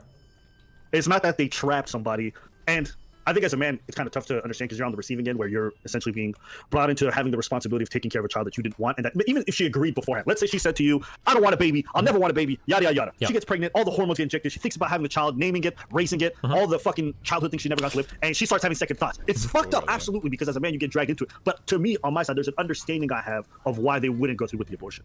Yeah, I would instantaneously. I would do everything I could to manipulate and coerce that woman to have an abortion, or she'd be taking a couple of short trips down some long stairways, and then I would never talk to her ever again. I would never, ever, ever f you for even pretending to do that to a man. That is one of the worst, most insane fucking things. I'm empathetic. I understand you might have some crazy feelings going through your mind, but listen, dude, you know, hormones are temporary. Child support is for 18 years, okay? That's some insane fucking shit to put a guy through. That shit. Being an adult. Like, being emotional is not an excuse for everything. If women want to be taken seriously, even when they're periods, which I think they should be, then you need to be able to be an adult, be taken seriously when you're fucking pregnant. Like, make some adult choices, okay? Bro. Okay, all right. True. Hypothetical. Let's say she changes her mind. She wants to keep it, but she says you don't have to be involved any type of way. And she swears to her dying day she'll never make you involved. Man, that's a shitty thing to do to somebody, because now they're gonna have a kid that like is gonna maybe seek them out one day, and they don't know how they're gonna feel about that. Yeah, go find a guy that wants to be the dad. Like, that's just such a shitty thing to do to somebody. That's so horrible. Okay, and it's horrible thing to do to the kid. Like, just to make it easier for you to stay away. What if she names the child Vouch? It's just such a horrible thing to do to everybody involved. Why? Like, that's a horrible thing to do. Name a child Vouch or birthing him? Like having the kid when the guy doesn't want to, and when you are saying the kid is never going to see the guy and everything. Like, why do that? That's just so fucked up. Why would you do that to the kid? Why would you do it to the guy? Why would you do it to yourself? Go find a husband that wants to have a kid with you, or abort that kid and just go to a semen factory and get the artificial insemination or whatever. Like, Jesus. I mean, I get what you're saying. I get what you're saying. It's a tough one. It's a tough one. It's not tough. Sorry, I don't think it's tough. I think it's really simple. Like, if the person says they don't want to have a kid, don't have a kid with them. Like, yeah. Did I not sell these? Yeah. Yeah, I think maybe it's because I'm getting older and I haven't had a child yet, so I think my thoughts of like wanting to keep children become more and more prevalent. I don't know if you noticed this, but actually, well, you probably had the opposite experience because you've already had a child. But, yeah, I'm good, dude. I got one. I don't need fucking more. you know, sometimes you're inside the sugar walls and the girl's like, this is what happened with her. She was Dominican too, which is funny because I'd heard a joke the week prior, but we were going at it. And then I was like, you know, I asked her, like, where do you want me to come? And she said, inside. And I'm like, I thought you weren't on birth control. She's like, yeah, I'm not. Oh my God. It was like a 1 second pause. I'm like, damn. That shit was kind of sexy, not gonna lie. And then the second I was like, oh, hell no. And I pulled out and just busted on her bed. Yeah, obviously. Getting people pregnant hot as I don't disagree, but that's a question of sexual fetish versus response. Listen, dude, I had a girl that we did a lot of stuff like that, okay? And I'm not I have really good endurance, and I passed most of the tests. We did a lot of crazy shit like that. And I'm gonna say, we broke up. The next guy she was with got pregnant in like 4 months. And I'm like, holy shit. So I mean, like, yeah, people do it for sure, but it's not suggested, and it sure as hell isn't. But yeah, obviously, there's probably some like primal thing built into humans where like getting people pregnant and shit is obviously hot, right? Or I imagine most people feel that way, or maybe it's a rare kink that you and I share. Do you have that feeling? Do you have that yeah, feeling? of course. Oh! Okay, I don't know if you had that feeling just because like the way my So very close friend, he had a kid, and like, you know, not always under great circumstances, and like he's traumatized by the whole experience. I don't know if like that happens to most folks, but I guess that's not the case. I only noticed this change as I got older. When I was younger, I never even was like tempted by busting inside or anything like that. And as I got older, it's just like there's like a shift that happens. You know how like women as they get older, I think their biology changes, and all of a sudden they get this desire to have kids. And like I know women who even see kids and like their ovaries are affected by it for some reason. I wonder if dudes have that same thing when it comes to like busting inside. Yeah, who knows? Maybe it's a thing as you get older. I remember feeling that way growing up or whatever, that like some women seem gross and like teenagers were attractive forever or some shit. I was always worried that'd be a thing. But then by the time you hit like 25, 30, you see like some single mom's like, holy shit, she looks like she needs another kid. No, I'm just kidding. But no, yeah, I know what you mean. There's like there's definitely a feeling. Yeah, it completely changes. Like I've noticed that. Like before, I used to be like mouth all the time. That was my favorite thing. And then all of a sudden, I just start to get closer to 30. I'm like, I don't need to leave the walls. I could just stay right here. Sure. And it's just become and I don't know if it's because mentally I'm in a different place or if it's like actually biological, but like the desire for children also seems to shift. I don't think it's as intense as like I hear some of the women my age talk, but I've noticed that there's like a stronger desire for it. Do you go through the same thing, or do you feel like because you've already had a child, you're not there at all? Am I going through the same thing where I want, because no, I don't feel like I want another one now because I already have Nathan. He's already long distance, so yeah. But I mean, like Melina wants one at some point, I probably will. But I think the problem is I put so much time to work and everything right now. Like I barely have time for even Melina and Nathan. Like have another kid, have time for Melina and Nathan, not to Melina and Nathan. Sorry, that came out weird. Okay. But, I came in on the trail end of that last discussion, but I heard you guys talking, and it sounded like it was a clarify for me if I'm wrong, circumstance where he was about to sleep with somebody, they wanted to see the test, and he's like, no, if you don't trust me, then we don't need to have sex. Yeah, basically, yeah. Okay, and you were essentially making the point that that's kind of manipulative. Depending on the circumstance, it feels like it could be, yeah. Yeah, I could definitely see it. You know, is it the first time they're sleeping together? Well, in this circumstance he gave, in this story, it seems like it would be okay because he's saying it was a person he knew for a year, so I could be more empathetic then. But the issue I had was in a relationship. I guess not. They were just friends for a year and then they wanted to have sex or something. I don't think they were dating for a year, but I could be wrong. But the issue that I had was that later on he gave the take that you should know by the second date if you want to fuck somebody or not. So like if it's a person you know for a year, I can be a little bit more understanding. But if it's somebody that you've like been on a second date with, I don't know if that's enough time to know whether you trust somebody to have like birth control Do or I not you know, have any test or not. fucking chest? You know what I think it is manipulative? I think if you get to the point where actually, well, you can make the case as manipulative throughout the whole process. But I think if you get to the point where you guys are making out and you guys are doing stuff and you're about to fuck, okay, like you guys are starting to address each other and it's like, wait, are you tested? Can I see the test or whatever? If you do it at that point, I think that's when it's pretty. Yeah, for sure. If you're having like a text conversation like the night before and like, hey, are you tested? And you're like, no. Or you're like, yeah. And you're like, can I see? And you're like, no, I don't have sex with people to do something. That's probably fine. If you're like long distance, it's like, when I say long distance, like you're not like in the heat of the moment, whatever, yeah. But the closer you get to that moment, if you say like during a date, that it starts to feel a lot more weird. And maybe that's just me being autistic, but like I think you're in tune to this. Like when you're on a date with somebody and they like you, you can move that person really far outside of their comfort zone, and they'll probably go along if they like you enough. And I try to avoid situations, I guess, like that with people, especially if I know the person really likes me. There's a lot of things I can ask that they wouldn't be comfortable with normally, but they'll do it because like they're around me and it's in the moment and blah blah blah. And I think, So the whole idea of withholding things within the dynamic relationship is generally a pretty strong tactic if you want to manipulate them to do what you want. Meaning, if you want something from somebody, they say no, you withhold something else to let them know they're being punished almost until they give in to what you want. I'm not saying that's inherently what he was doing or anything, but that can have that effect. You know what I'm saying? So for example, 100%. Let's say you want to sleep with a girl and she says no, then you refuse any form of affection with her. She may see that as like she's being punished, so she has to give in to what you want, right? Yes. And I think that extends to like different forms of actions that you can take in any relationship where if you don't get what you want, there's ways you can take away things to make the person acquiesce to what you want to do. That can definitely be very manipulative. Although I will say, you have to be careful because you can, like, there are things where it's legitimate to withhold things. It just depends. Like, if a woman feels like a guy's like treated her like shit all day, and then at the end of the day he's like, okay, hey, let's fuck. She's like, no, f you, dude. Like, I don't think that's like manipulative on a woman's part. Like, she might just be like upset and she's like, I don't really feel like right now. Like, so those dynamics get a little bit complicated, you know? No, what I'm talking about is most of the dynamic where, so I gave you the example of the guy who wanted to sleep with the girl. The girl says no. Then I'm like, cool, like don't touch me, then whatever. It's like fine, we can fuck. And they're like, all right, come over here. It's like once you get what you want, then you just flip it over. Like it can look a little bit sus from my perspective. But yeah, that's probably the only contribution I had to that conversation. Gotcha. Okay. I mean, at the end of the day, I think if you're going to sleep with somebody, you should be completely transparent. Just show them the test. And I feel like that's the best thing, mostly because I don't know how you can be out here sleeping with people and just assume that they have done STD tests. I think most people operate under a certain level of shame, a certain level of like discomfort when it comes to talking about sex in general. I think seeing the test is like the only real indication you're ever going to have 100% that the person's actually tested or is clean. Or else you're just going on, like, oh, do I trust me? I'm like, do you trust yourself to make sensible like decisions sexually? Because I don't think most people make sensible sex decisions. So I don't know. I just think I've actually done it enough times where I was going to sleep with somebody and I told them to get tested. We literally had to show each other's papers via text, like screenshots. And to me, this is something I've only been doing recently that I thought most people would be uncomfortable with, but I've actually learned that most women do appreciate it, which I think is something that you had told me before. Oh yeah, it's that weird. I even felt that way growing up. I think I even made fun of people like Lacey Green talking about like affirmative consent. She was like, this shit is so cringe. I've never in my life lost a woman in the moment because she felt like me like checking in on her was cringe ever. But I know there's a lot of women that because I have checked in and we've like pumped the brakes a little bit and then eventually like they felt safe to continue. Now obviously there's gonna be like ways to do this that's like okay, and ways it's gonna be ultra cringe. Like I'm never gonna be like, can I touch your leg? Can I touch your boob? Can I put my finger in you? Can I put like it's never gonna be cringe shit like that. But like maybe like on first contact like it's okay if I have my hand on your lower back, whatever, like stuff like that. Like like just every now and then it's just good to know, right? The thing that I always stress, and it's hard to know this obviously because it's like a big social signaling thing, is that like the most important thing is the other person always needs to feel like you're gonna stop if they ask. That's like the thing that's important. Sometimes like showing a little bit of restraint makes them feel like you will if they ask, and that's like at the end of the day that's the most important thing to keep in mind. Yeah. What do you think makes people so uncomfortable about having those sex talks? It depends. For women are just uncomfortable with everything having to do with sex because the problem with women is when you say no to a guy or you try to pump the brakes, or you just, even if a woman wants to have sex with a guy but she just wants to be like a little bit chill, there's a huge fear that every barrier is an invitation for a debate. And this is why girls will ghost guys instead of just like saying like, hey, like it didn't work out, like blah, blah, blah. Like when a girl says no, oftentimes it feels like to her, because she's probably had experience with guys do this, that if you say, I don't know if I want to do this right now, they're like, oh, well, why not? Like, didn't you say you were cool earlier? Like, oh, well, I thought everything was okay. Like, didn't you like blah, blah, blah, like, I'll get whining. And you're in this like really weird position where it's like anytime you try to slow the guy down at all, he turns into this like puppy that's like crying and whining and you feel like shit. And it's easier to just kind of like shut the fuck up and go along and get fucked than to actually like advocate for yourself at all, because the guy's always gonna make a big fuss about it. Yeah. I mean, there's been no argument coming up so far. Everything he's been saying pretty much I fully like. Nothing seems crazy here. I wonder when this turns into crazy, because it says... I wonder if he's going to go back to the video. I wonder if I just have to go and watch that video. So you feel like the reason why women don't feel comfortable bringing this up is because men get weird about it? Yes, I think so, yeah. 100%. Well, one of the reasons, for sure. Do you think... Fuck. Sorry. Okay. Do you think that most women are responsible with their sexual health?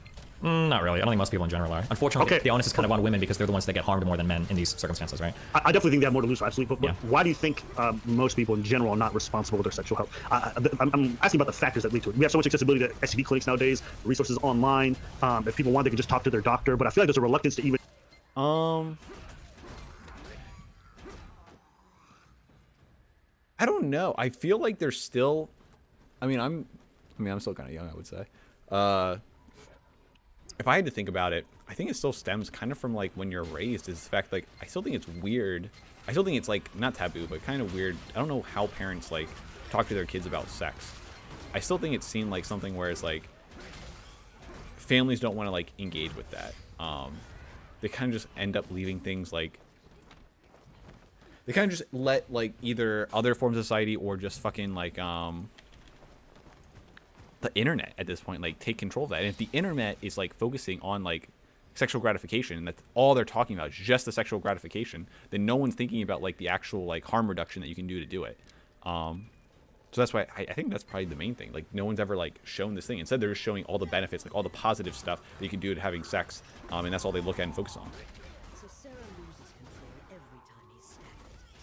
That's what I would say. That's like from my just basic understanding would be. I think I remember all the mechanics for this. Okay, so he's at 2 now.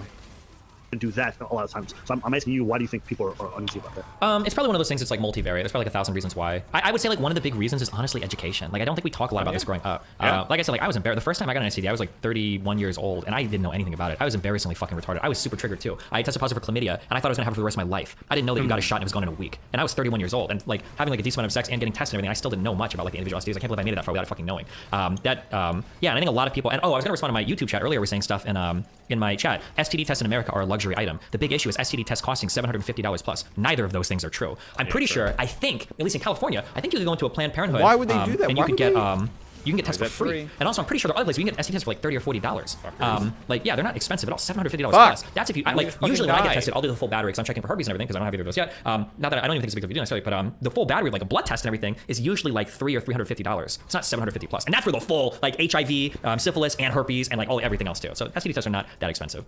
Yeah, I know that a lot of the cities that I've been in, at least major cities in America, they generally have some clinics that offer this stuff for free, just because for most of the states, STD being rampant are really bad why for the they healthcare system fucking in broke general. down his And, a lot of fucking people are stagger crossed out, bar so again. they have a lot of Not supposed to initiatives do that. which offer free testing. So you just have to Letting kind of one search that shot. up and look that up in your area. Or The wait it's a times are canned generally a one bit shot. I don't longer. know how they got away. People Yeah. there are generally more poor. Yeah. But if you can handle being around peasants, you guys should 100% go. I go to a private clinic near me, and it's like pretty cheap. It's like $50 for the full battery of tests. And so Hopefully yeah, they don't fucking I would do tell that anybody again. who's listening, if you think you're priced out, that isn't true unless you're in like a small area. Even then, I don't believe those prices that people mention. So I would just look into Google like free STD checks in your area, because generally there's places for that in specific clinics. Give me.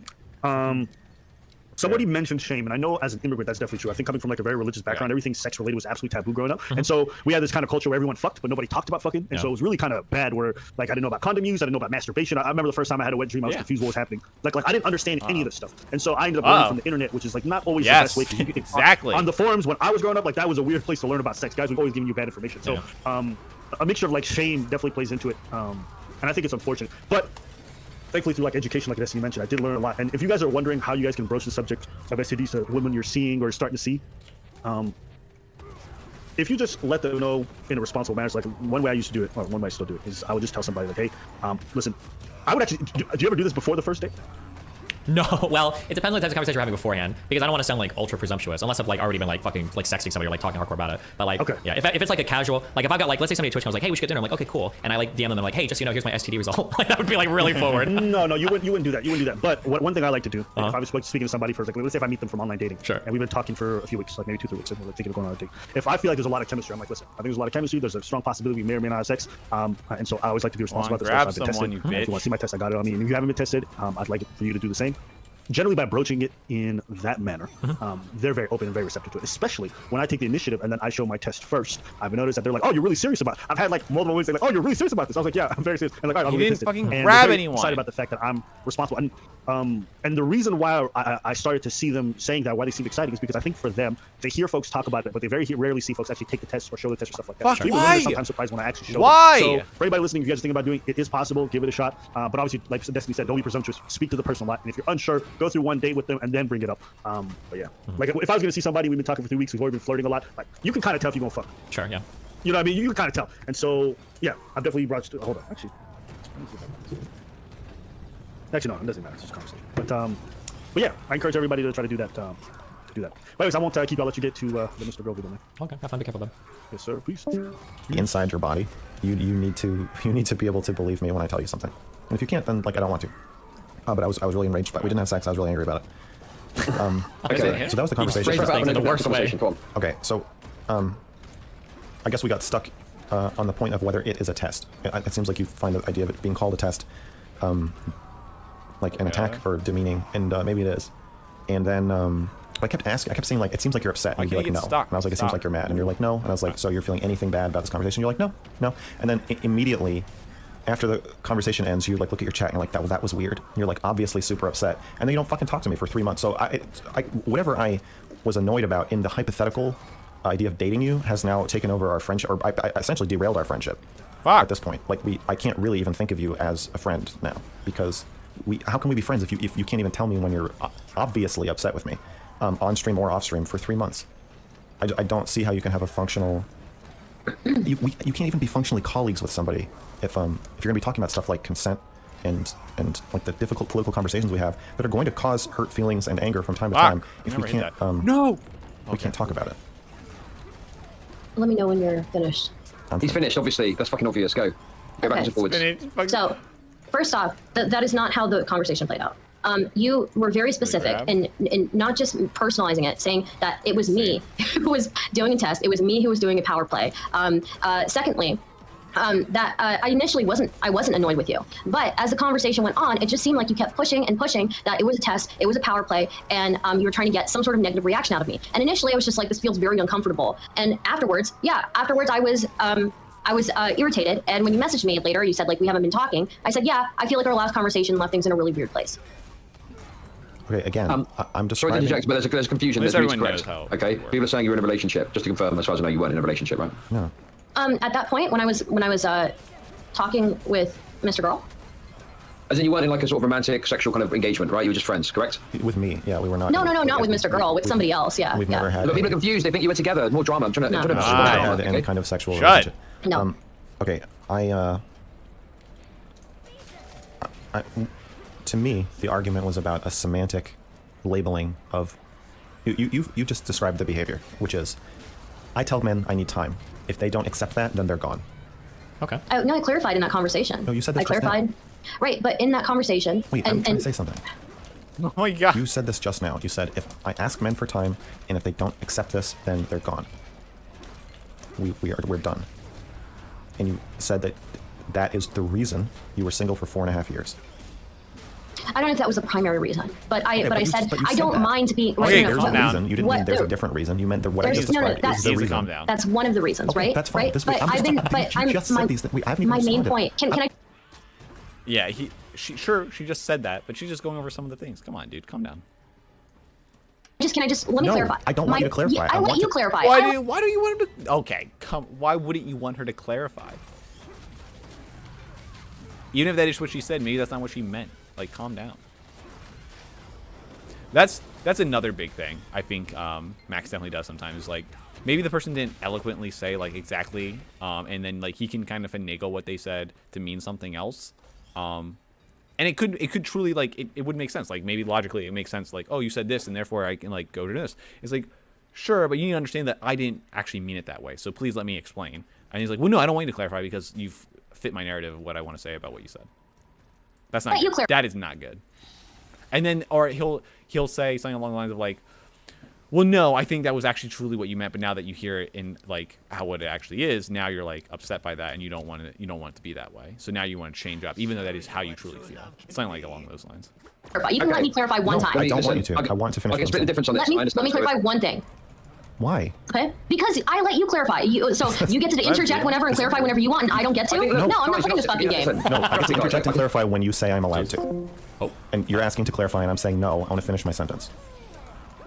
Okay, I think the issue is this, right? Stardust doesn't interpret. It's quite clear, right? Stardust doesn't interpret what she's doing as what's called a shit test, but you do interpret it as No, that. that's not right? what I'm saying. Okay, right. What are you saying?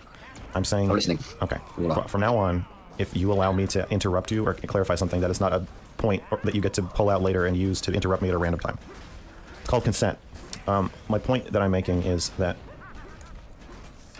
what you're describing, I'm calling a test. Yeah, I don't think we really have a disagreement about what is physically happening. You're saying, if you do this thing, then you're gone. Fuck. I put you in this situation, or I respond this way. If you don't like it, you're gone. I think calling that a test may sound unfair or unkind, and that's fine if you don't like that word. But the argument last time felt like you were arguing about like you couldn't even understand why I would call it that. No, I clarified several times throughout that conversation. For other people, it may be a test. You can find a clip of me in there saying several times, for other people, it may be a test. For me, it is not a test. For me, it is a need. It's a request. And if it's a request that it can't be filled, that's fine. And the whole reason of me bringing up the 4.5 years thing is I am willing to stay single if they're basic requirements that I need, right? Yes, I'm willing to stay single. That's what a test is. So a test can be a request. A test can, What Stardust should say here is Stardust should say, yeah, it's a test. Is there Is there a problem with doing that? it's a test. There's nothing wrong with testing people, right? Like tests are fine. Like you should always be testing people, and we always do kind of test people. You know, can somebody show up on time for a date? Might even be like a type of test. Or asking somebody where they want to go might be a type of test. Or asking somebody about their friends or their hobbies. These are all tests. Nothing wrong with testing people. Like, now, when you say that, it's kind of got like this weird manipulative bend to it. Red pillars will call this sometimes shit testing. Although I don't even know if red pillars these days think shit testing is bad. They just think it's a reality that people do it. Yeah, but there's nothing wrong with like testing people to figure out if you feel like you're safe or like them or whatever. Specifically said that other people, it may be a test. It may be a I test. They're using this. For me, it is a need. Okay, a test can be a need. Those can be the same thing. They're not mutually exclusive. I don't think so. A test implies that you're testing things out. Like it's not a need necessarily, right? Test. Yeah, but you could need a test. I mean, Destiny pretty much gave it. It's like you should just give it. It's like, yeah, it can be a test. Because then he has nowhere to go. It's like, okay, now you have to defend, like, what? Should we never be allowed to test anyone or do anything? Because you always test people. Test implies, in this instance, the way I'm using the word, means that you have pass-fail conditions for somebody else's behavior. And if they don't respond to what you're doing in the way that you want, then they fail, and then you're done with them. So then we just met each other and I say hello and you don't like the way that I say hello to you, that's a test then, and you decide to not like talk to me anymore. By that definition, anything's a test. So I mean, yeah, Sure. if you want to expand the definition of what a test is, we can certainly do that. But then everything under the sun is test. Yeah, I'm sorry. I think super mad. This situation, specific, it would be more like if we met and then I stood back to see if you open the door for me walking into a coffee shop. And I'm like, if you're a traditionalist who thinks that women can't open a door for a man, then I'm done. This is our last date. Or if you were like, I'm going to see if he'll let me pay for my own bagel. And then if I say no, I insist on paying for you, then you're like, oh, like those could be, I think it's fair to call those tests. They might also be needs. Ooh, they're also requests. They could come from a very genuine place. But at the same time, it's like, it's not like you actually can't be in a relationship with somebody who insists on paying for your food. It's a conditional thing. It's like, well, this tells me everything I need to know, and so I'm done. That's a test. Big Okay, fuck. I can not be with somebody who is not willing to. And again, and I also explained this in our last You're conversation. describing the test now, but you're not really refuting the idea that it is a Yeah, test. can Okay, I let me just ask finish. you a question? Can I just ask you a question? This is Can important. I finish? Can I finish first? Yeah, I'll allow it. Go on. Okay. Oh, So allow it. in the last conversation we had, when I talked about needing time, one thing that I also specifically said was that when I explain to somebody that I need time, I'm very specific that I like you. This doesn't mean that I am turning you down. I'm very, very interested in you. I want to be at this place with you. I just need some more time, right? These are very clear signals that I give to somebody. When it comes to, if you're expanding the definition of what a test is to be so broad, what? I'm not. This is a regularly accepted definition of test. Okay, I think I can help with this. I genuinely can. Right, Stardust. I've got two questions. One question for each of you. Okay. Okay. So Stardust, why are you so averse to having, this dynamic called a test? It wasn't even the test part. It was the implication that it was a power play, and that Okay, somebody should be entitled that could, okay. to be angry with me. I think they're going to get into the whole argument about like, well, am I not allowed to be angry at things? for exercising basic boundaries. You're not Sure, I answering- just don't want to you're get not bogged down in the answering. definition of test because that's boring, right? Wait. Sorry, go on, Mr. Sorry, go on. Clearly, Stardust, Hold you are up. averse to calling this a test. He just In the asked- way that you wait, mean wait, test, wait, yes. No, you're not. You're averse to calling it a test in any way. Clearly, you just made this Because clear. of what said, you mean let me- by let me- a test. I want to finish. You just said to call this a test, you'd have to call everything a test. There is no statement you can make that is more. This is not appropriate to call a test than that. Oh, Well, what she's When saying is Chud true, just though. asked you- Basically, everything is kind of a test, right? So why are you so opposed to calling this a test? You said, well, I'm not.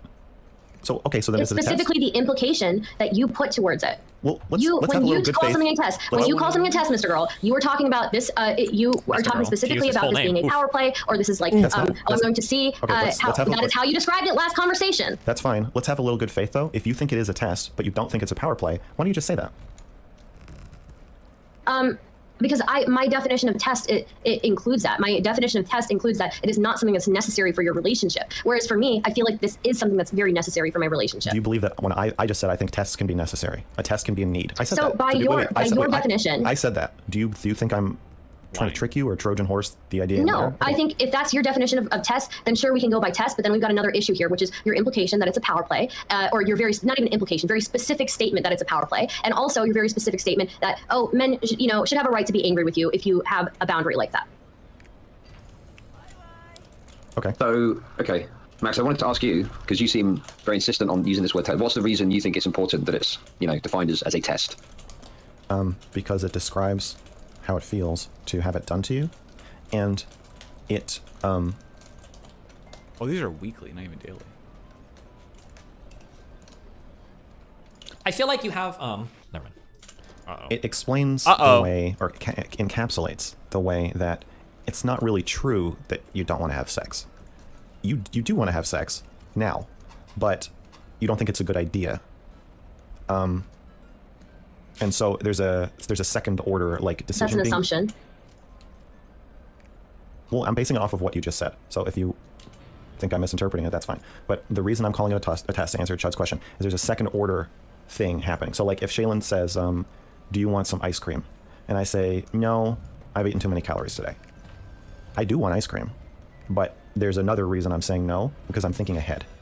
And I think test encapsulates the combination of a conditional situation. I want to see how you react. I understand. This is a long ass video.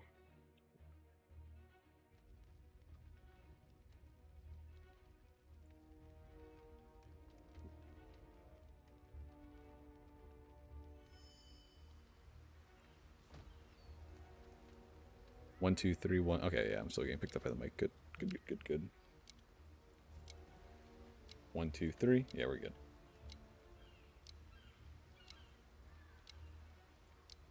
Because if you react a certain way, I don't want to be with you. And then also, I'm saying no to sex even though I want to have it, but more than that, I want to be able to say no to sex. So I'm saying no because I want to make sure that the brakes work How do I do this? before I get on this train. That's a cool ass I mean, outfit. that may be the case for other people. Again, the other that may person be the wearing. case for other women. This is not. But that is not the case for me. That's also This is pretty not. cool. No woman walks around I have a thinking. shitty outfit now, guys. I like to test men and make power plays. That's not how people don't think of themselves that way. That's how we talk about other people. We never talk about ourselves that way. Like the way you're talking making about. an assumption.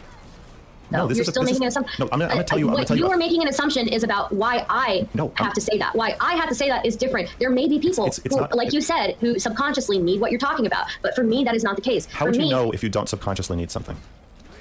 I'm not saying that I need more time to see a reaction How would from you somebody. know? How do you know you're I'm unsubconscious? communicating. Because I communicate very clearly with my partner. How do you that, communicate hey, something you don't know? I explained it to you earlier in this How conversation. can you explain something that you yourself don't know? Again, okay. So let me explain to you again. I communicate when we reach this area. I just want to answer this one question. Half mode activate. I specifically say that, hey, I do want to be with you. I am interested in you. I understand. But I mentally, heard what right you said. now, I am not. Okay, then you get it then, or what do you not get? I get your narrative of yourself. But what you just said is, I don't subconsciously do this to test people. And my question is, how would you know that? How can you know your own subconscious?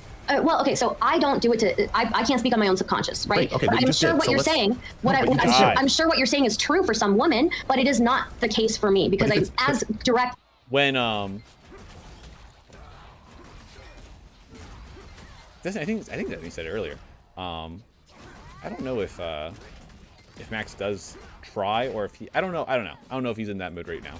But there's definitely times where it's like, are you sure you're seeing it from someone else's perspective?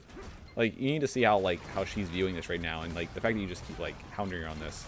It's like, I mean, come on. You need to step back a little bit and be like, maybe I should word this differently to get across like what we're trying to do. Because it took us like what, a minute or two, and if him just like interrupting and trying to get it across, be like, this is what I asked, can you answer this question? For her to then be like, yeah, I can't speak on my subconscious.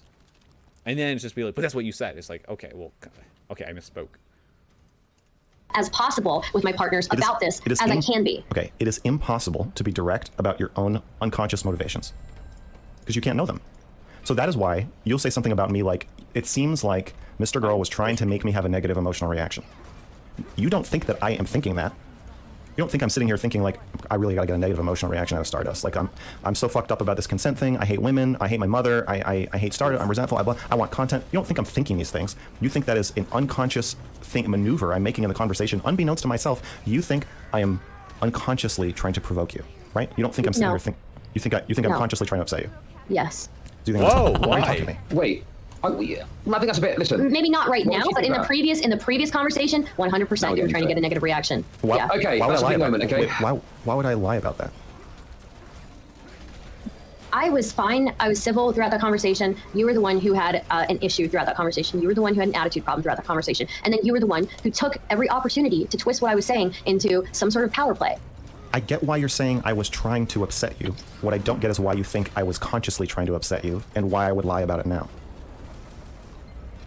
Yeah, we get it, boys.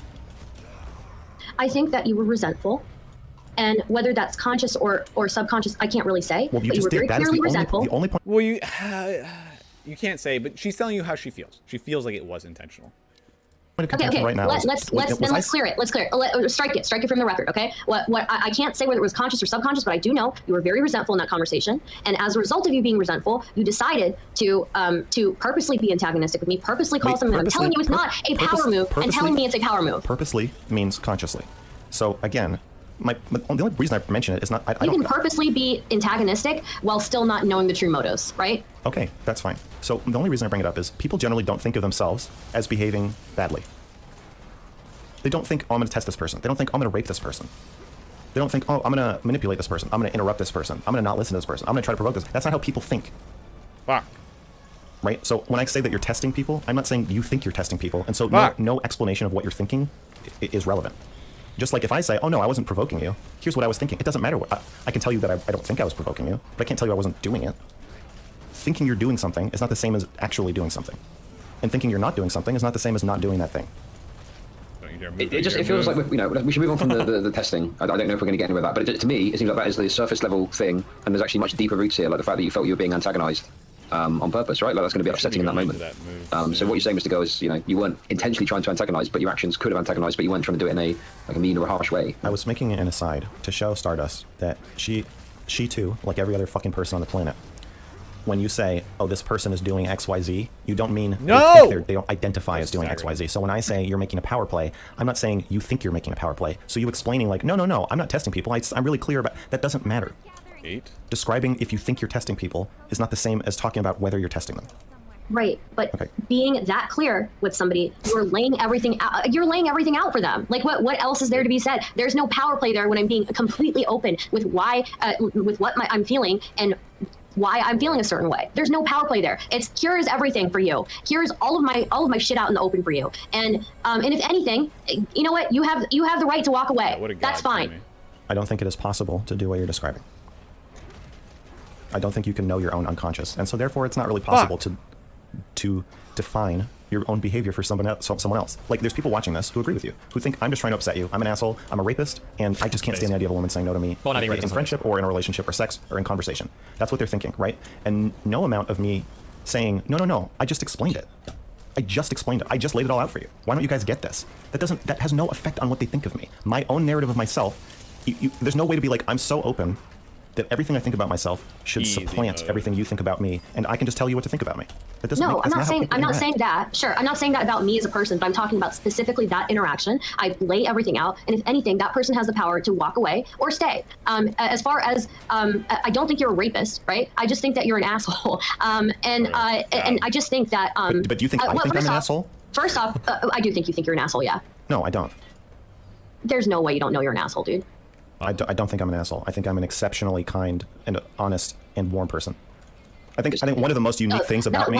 That last conversation was really warm, wasn't it? Absolutely. I was like, hey, are you upset? What's going on with you? I checked in with you like 25 times. You were being such a fucking prick while you were checking in. Oh, let me push this person. Let me tell them what they're doing is a power play, and then check immediately after. Oh, are you okay? Are you feeling okay? How the fuck am I supposed to react to that? Since my personality is on trial, I'd like to respond to you. I don't think warm does not mean non-antagonistic. Warm does not mean non-confrontational. Warm doesn't mean I'm going to fucking lie to you to protect your feelings. If we're going to have an honest conversation, there are people are watching, right? There's a lot of people watching because they want to see us say honest shit to each other. They want to know what we actually think about this shit. So if I think you're making a power play, I'm going to tell you as your friend, as your colleague, I will tell you I think you're making a power play. I'm not doing that because I'm okay. So can we acknowledge one thing? No, I want to finish saying what I'm saying. Okay. So yes, when I say I'm warm, I'm saying I am empathetic. I can tell you're upset. I care that you're upset. I'm checking in with you about being upset. I'm opening the floor for you to talk about why you're upset with me. It's something 99.99% of streamers will not do. Most streamers would never ever give you the opportunity to tell you in real time, or for you to tell them in real time what you think about what they're doing and how your feelings are hurt, and to check in with you. No, people don't do that. They don't fucking care. They couldn't even have a conversation if they wanted to. So yes, I think I am a kind, honest, warm person. I don't think I'm an asshole. Okay, so I would just like to. I just want to say one thing, okay? I think we need to acknowledge one thing, okay? Earlier on in this conversation today, Mr. Earl said that him describing it as a test wasn't necessarily describing me. He has now moved, and he is now acknowledging that it is about me. So I would just like everybody to acknowledge that. No, it's not about what you're thinking of yourself, is what I meant. Yes, I was telling you that I think the way that you interact with men involves a test that I'm familiar with. And what I said to you is, if you wait 4 dates to have sex, that's less of a test than if you wait 40 dates. And I asked you, at some point, you would agree, like, this is ridiculous, right? I said, if you told somebody, I'm gonna have sex on the 50th date, almost everybody would be like, well, I'm out. I don't want to deal with this. And you agreed with that. So then I tried to move it to, the question is, what level of hold your horses there, at what point does it become an acceptable test or an unacceptable test? Like, I'm not coding what I think of you. I could tell you what I fucking think of you. I think your definition of test is so broad that you can apply to anything. And yes, with your definition of test, we can call what I said a test. I don't have that definition of test though. To me, a test is not something that's they just need to agree on what a test is. Right? I think Stardust does test. It's fine. She doesn't like the negative. If I understood what that example just was, like, okay, so if you think it's a test of 50 dates to wait, it's like, okay, hey, I only have sex on the 50 dates, or how's that any different than someone saying I only have sex on the 3rd date? How are they both not tests? Testing somebody. It doesn't have real stakes in it when you're testing somebody. When you're testing somebody, they just need to agree on it is a test to move on. You're just seeing, right? No, but when it's a necessary, okay, right, I'm telling you my definition, right? I already got your definition. I'm telling you my definition. I don't think you did. What my definition is that to me, this is a necessary need in this relationship. It is not a power play. It's here it is. And we'll figure out if it works from there or not. But that's not a test to me. A test is something that is not necessary. I understand that. I think testing and boundaries and power plays are a necessary part of relationships. The question is, at what point do they, how do they make the other person feel? And do they serve you well? I guess if you're evaluating, like, if it's a good test. The best way to test if somebody's a good person to have sex with is to just have sex with them. The reason I'm calling it a test is because that poses a risk to you. Okay, that's That's weird. That's not true. There are ways to know if somebody is safe around you before you necessarily have sex with them. Like, you don't have to them to figure out if it's safe to them or not. Like, other ways that you can ascertain that first. A really simple way might be figuring out if somebody's okay not having sex on a Wait, first or second date. That might save the. Okay, that's. The best way to test if somebody's a good person to have sex with is to just have sex with them.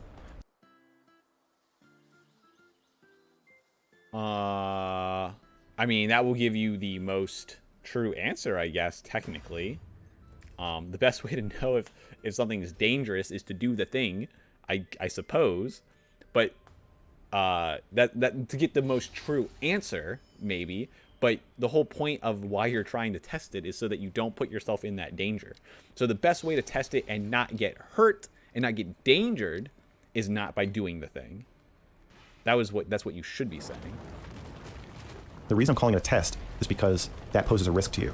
Okay, that's not true. There are ways to know if somebody is safe around you before you necessarily have sex with them. Like, you don't have to them to figure out if it's safe to them or not. Like, other ways that you can ascertain that first. A really simple way might be figuring out if somebody's okay not having sex on a first or second date. That might be a way you test to see if it's safe to have sex with somebody. Another thing might be suggesting a neutral place to meet or a safe place to meet for a first or second date. See if they're okay with it. If they're not, that might be a test. There are ways to test without like having to actually do the thing. But to get the most true answer, which I think is pointless in saying, because that's not really what they care about. You don't care about getting the most true answer. You care about getting the most true answer without hurting yourself. That's what you actually want to know. In that case, yes, there's all these other things you can do to get to that answer. Maybe I'm being unnecessarily pedantic. To be fair to him, he said the best way. No, that's not true. That is not the best, because best implies a result with a certain trade-off. Like, the best way to know if an airplane will fly is to just fly it, right? I mean, that's kind of true, but there are tests that you can do beforehand before an airplane ever even gets to the air, before an airplane ever gets to a runway, to see if it'll actually fly or not, right? It's not like you would just go to the most extreme thing. Like, you would take stages. In fact, you'd probably argue that's not the best way. The best way isn't to do the actual thing first, right? Well, how would you argue that? It depends on what you're looking for. The way to get the most truest answer, can this thing fly, is to see if just to do it. Wait, does he always spawn right away?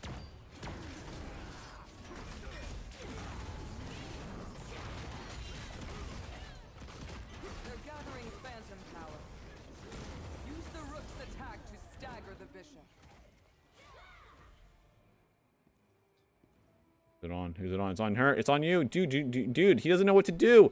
He's fucking me. Oh, wait. Did we do it? No, I don't think we did.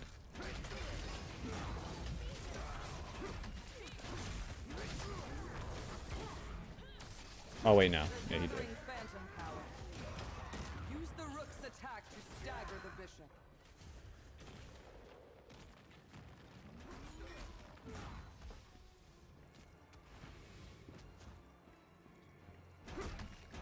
Oh, well. Rip.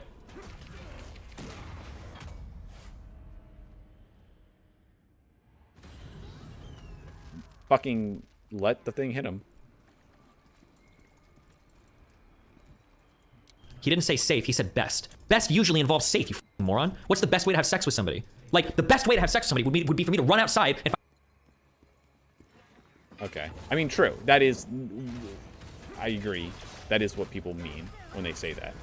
Which is why I think it's dumb. Like, Max might actually mean, like, the best way to get to the truth is to do that. But even that's fucking stupid. Like, that's dumb. That's not what people mean when they say it.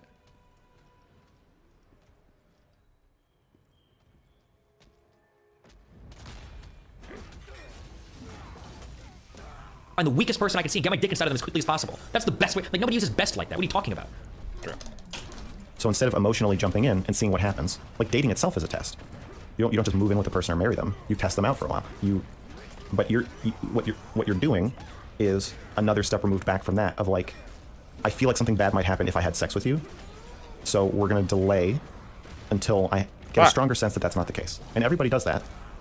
But you are doing it more than most people in our age group, right? The test? The delay of sex. Maybe a little bit more.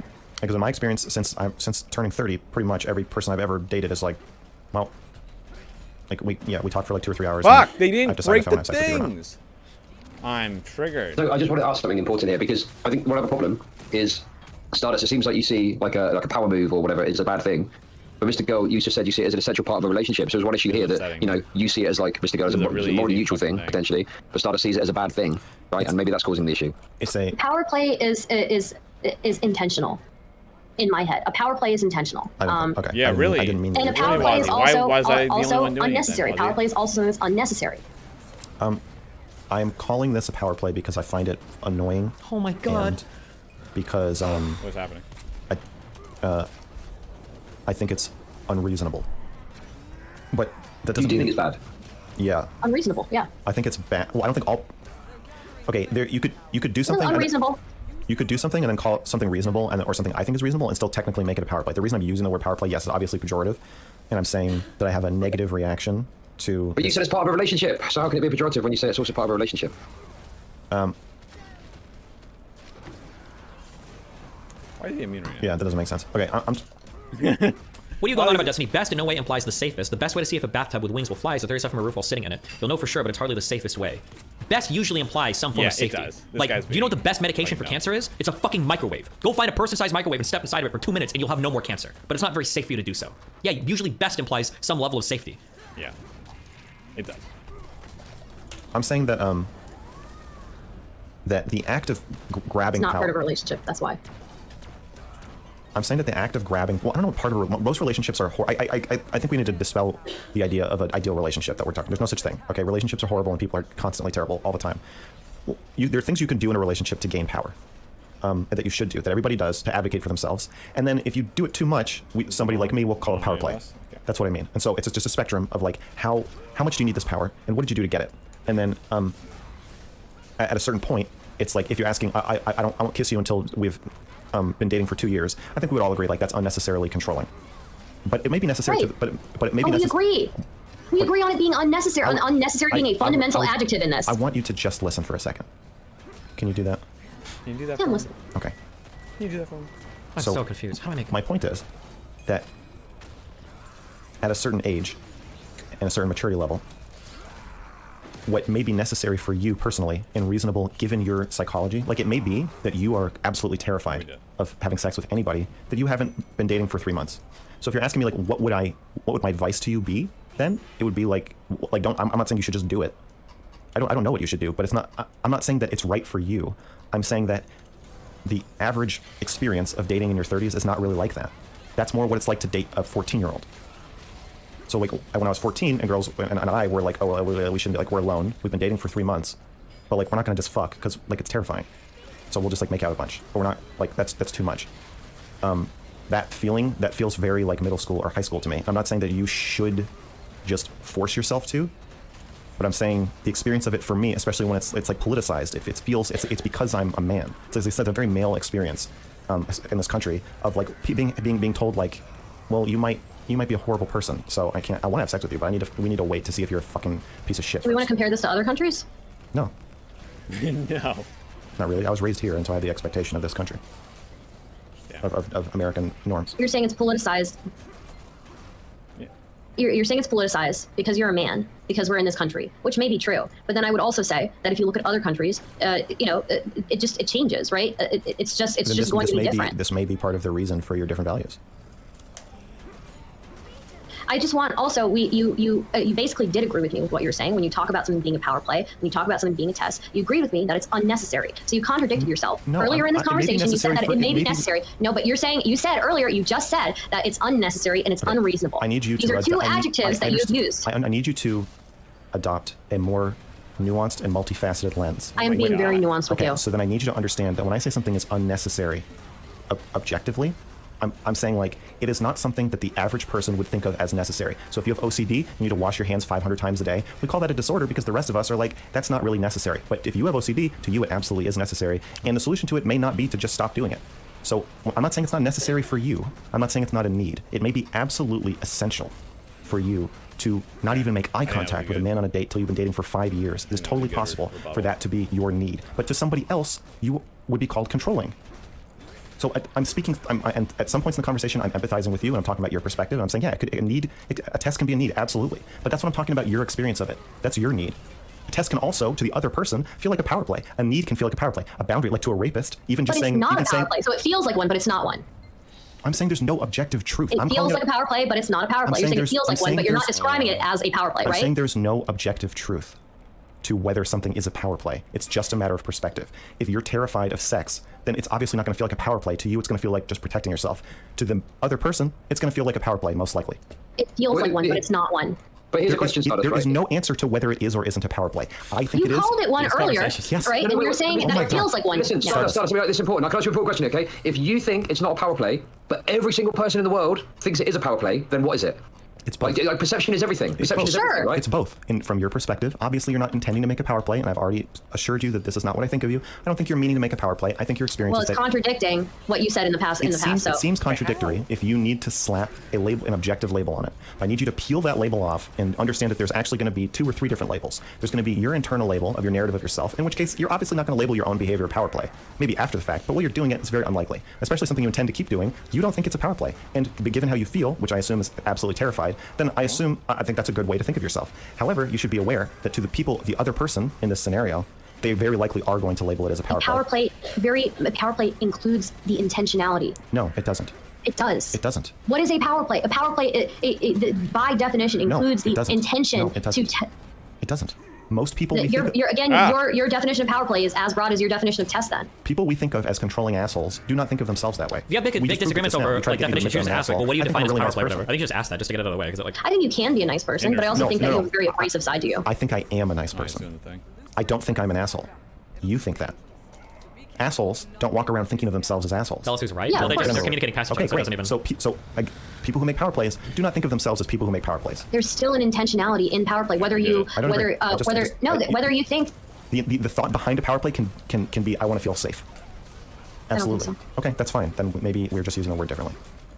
But there's my point is that you, in order to understand what I'm talking about, you would need to be, and I think you don't want to do this because it seems to make you feel violated, but you would need to be able to hold your perspective that this is a need and a reasonable thing for you to do, and my perspective that it's a manipulative power play and a test that you shouldn't be doing at the same time. And I think it's very uncomfortable for you to do that. So you're kind of flip-flopping between the two, and that's why you're not going to get. If we're talking about a mentally deranged person, you're not going to get any resolution on what I actually think. Somebody breaking into your car so they can steal money to feed their kids is not thinking of themselves the way that you're going to think of them when you find your car window broken. You need to be able to hold both in your mind. I can hold that, but a power play is very different from like the person breaking into your car because they need money to eat. You don't think about why the person broke into your car. You just think some fucking asshole broke into my car. What's happening to this city? What fucking scum stole my shit? Okay, somebody thinking something is a power play does not mean that it is a power play. But the person doesn't think of themselves as scum who steals shit. They think of themselves as a poor person who needs money. Yeah, and they may not be scum. They may not be scum. No one is scum, Stardust. It's a question of perspective. Yeah. If you don't ever see the person, you don't have to look in their eyes. You don't have to look into their kids' eyes. Of course, they're going to be scum to you because all you know about them is that they did this fucking annoying thing, which is why I'm saying we can look at people and objectively say that they're scum, right? I think we can do that. No, we can't. Yeah, I think we can. That is insane. That's absolutely fucking not. That you're mental. You're actually insane. Let me explain. Okay, all right. Somebody who rapes and murders a mother and a daughter, I think we can say is probably scum. I think that's kind of based. No, we can't. I think it's kind of based. No, we can't call them scum. I think we can. Okay, if somebody rapes and kills a mother and her daughter. Okay, this is what happens when you're on the internet. Okay, let me ask you this. Give me a definition. Listen to me. Give me a definition of scum that includes everyone that's scum and excludes everyone that isn't. Go. No, I can't give a definition of scum, but I think we can objectively look at specific actions and say that's scummy behavior. How can you objectively do it if you can't even say what it is? Scummy behavior is different from scum. We can't say whether anybody's scum or not, or no. Yeah, if somebody has a pattern of scummy behavior, then yeah, maybe they are scum. Okay, that's fine. You can't even explain what it means. That's the problem. That's fine. That's not the problem. The problem is that definitions, like that when you put a label on somebody, it's a little bit more complicated. People have to have a pattern of behavior, right, to really fall into specific labels. Something as extreme as calling somebody scum, right? You have to have a pattern of behavior, and most people are not scum. It's going to be like 0.0001% of anybody. Okay, I think that your perspective is So you're retarded, okay? Oh my god. No, I'm not retarded. Okay, go on. Okay, I think that I think this system of labeling scum and not labeling scum, I think you'll notice if you examine it, that the closer you are to someone, the less likely you are to label them scum. Sure. So if one of my best friends killed a mother and her daughter and raped them beforehand, I would absolutely be prepared to see every single person in the country on social media calling them scum. But would I call them scum? Probably not. Ooh, that's Okay, I don't know where we're at in the plot here. When we say scum, we mean like bad person, right? A bad person is probably something that we can come to an agreement on. A bad person is probably somebody that makes immoral choices. The implication being that they are a free agent, meaning they're somebody that can choose, and they're not being forced to choose to do one thing or another. So somebody that has the ability to choose otherwise, but continues to make bad choices or immoral choices, we'd probably say is like a scummy person. And if those choices are of a certain gravity, we might even say that person is scum. I think it's probably like an okay. I think we can agree on that. We should be able to say that there are some people that are like bad people, right? Yeah. Now whether you want to have a deeper conversation as well, is a person fully bad or how deterministic is the world, such that blah blah blah. Like sure, that's a conversation. Probs. These things are. I don't know what I'm supposed to do with these guys. They keep encroaching on my territory. I probably wouldn't think of them as scum. I would think like, Jesus Christ, why didn't you? What were you thinking? How could you do this? Why didn't you tell me you needed help? Me of all people. How could you keep that you want to do these horrible things? Like that's how I would be thinking of them. I would think of them as like a broken, twisted, fucked up person, but not scum. I would never dismiss. You wouldn't dismiss somebody like that. And you'll notice when we first met, you talked to me. We had an intimate conversation. Oh wait, hold on. There's a possibility that the closing of Kanye West's bank story is more complicated. Yee or yay? It's Oh, he's gonna go fucking talk about that. I don't care. I don't care. Oh, I did damage? Oh my god. Is this? Do I want this? What does this sell for? Oh, if I want this. I don't know what this does. I don't care.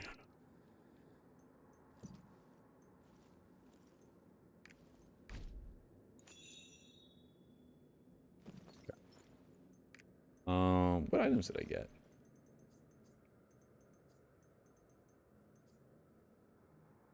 Polar protection pouch. Oh, that's what I got. Oh, nice. Nice.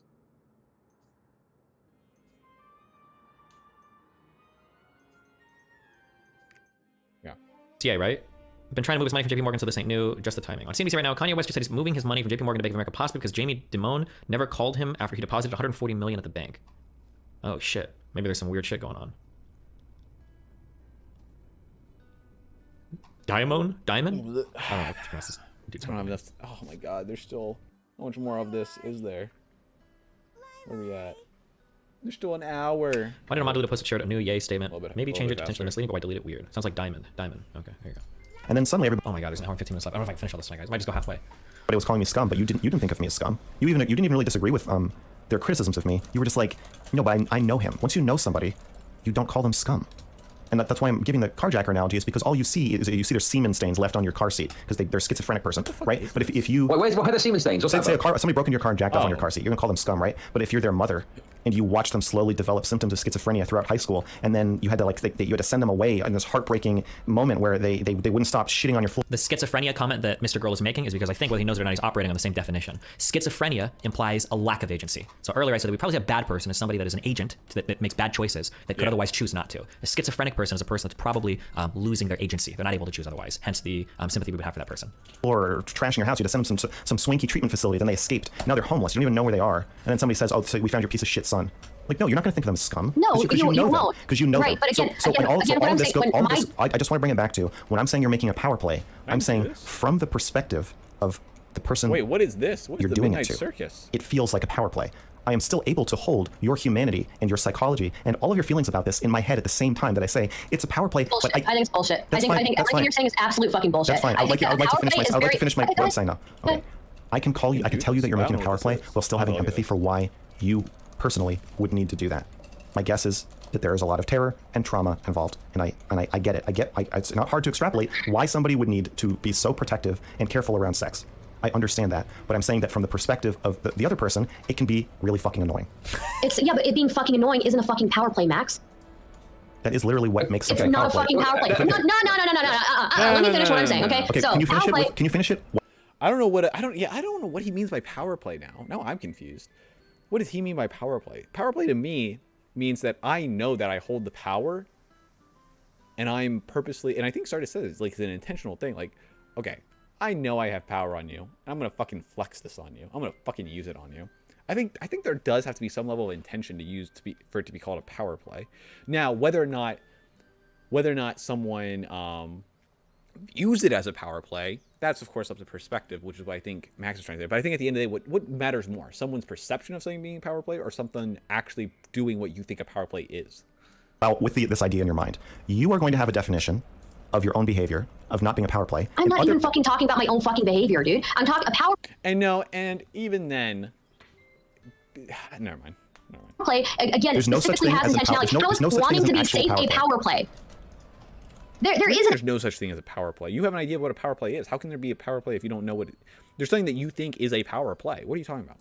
Actual power play. This is just Okay, again. This do you want turns me to into give an you? Do hour-long. you want me to give you a scenario in which I don't somebody? give a fuck about your scenario, bro. You just asked a question. You asked a rhetorical question. No, let me finish what I'm fucking saying. I let you speak. Just like, okay, so let me finish. Go on, Stardust. Go on. Okay. Okay. I think there are objective things you can say are power play. No, there are aren't. objective things you can. You can give a definition. I don't know what he means by like, no, there's not. You have an idea of what a power play is. What are you talking about right now? You can look at behavior and say, hey, that behavior is a. By objective, I don't know if he means like everyone will have the same opinion, but there's one that you believe is a power play. There's something in your mind that is a power play. Objectively kind of fucked up. That's not true. You're interrupting me. No. Okay. Do you know what objective means? Oh, you know what? Shut the fuck up, Shud.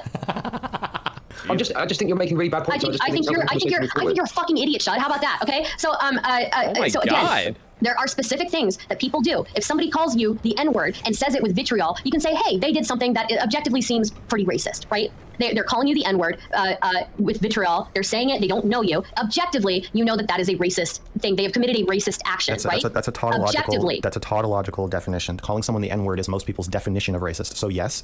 However, when you're reading into how to evaluate their motivations for doing so, there are their motivations. Regardless, we know that like the motivation there was specifically if they're saying it with vitriol, if they're calling you the N-word with vitriol, and you are a person of color, you know that the intentionality is there. But the word power play implies a moral or usefulness evaluation made on the part of the person using the word, where racist doesn't really.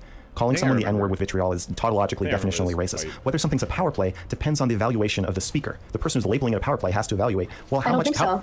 Again, I think there are specific actions you can look at. You can look at the intentionality and the circumstances around that action and specifically label it something objectively. You can label some things, yes, but power play specifically I think you can do the same thing with power play. Power play specifically means that the person using the word has made an evaluation that the maneuver is unreasonably power grabby.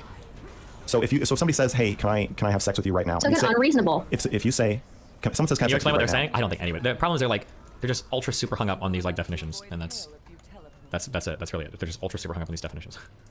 now?" And you say no, most people are not going to look at that interaction and call it a power play. If you say, "Can I have sex with you in the next 3 weeks?" and you've been dating the person for several months, and you say no, at that point people are going to be like, "Well, now that is a power play." Like you just will never have sex. Like, why are you even in a relationship in the first place? That's when you'll start. If you tell people that story, they'll be like, I don't know if you should be with this person. I don't even know if they like you. I don't know what's going on. But that's weird. That's not good. So if you say, can I have a hug? And your partner says, I want space. Like, you can't have a hug right now. Is that a power play? To some people, yes. To some people, no. If you say, can I have a hug ever? And your partner says, I don't know. We'll see.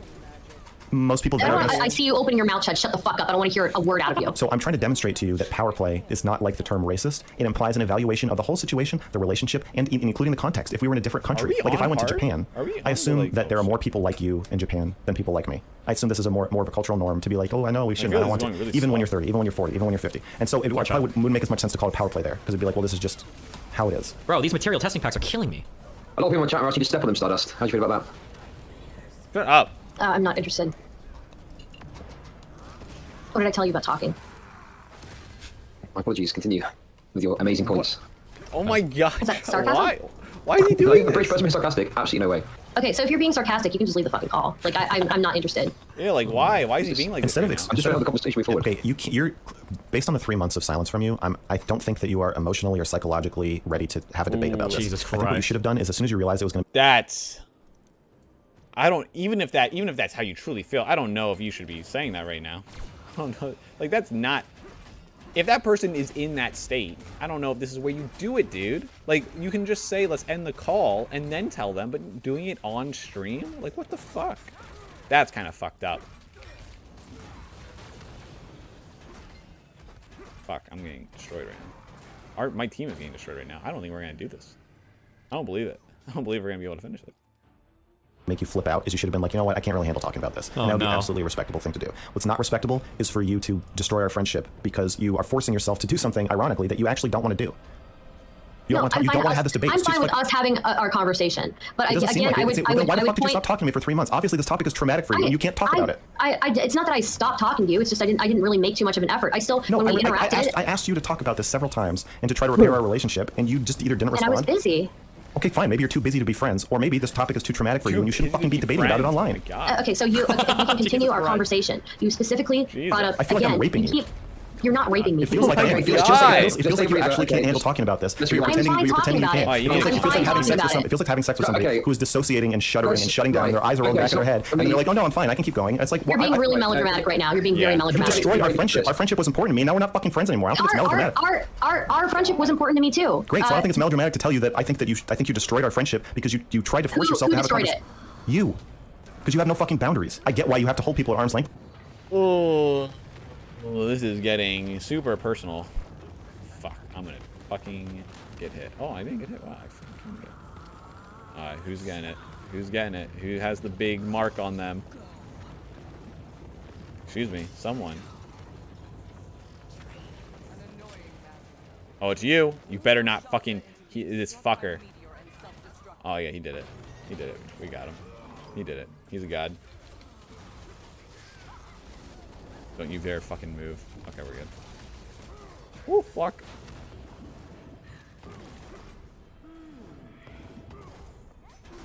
Dang. Oh, she got him. Alright.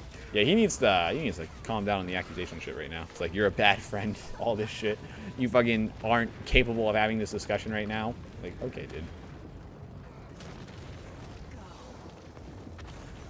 Like, I can understand that you're upset.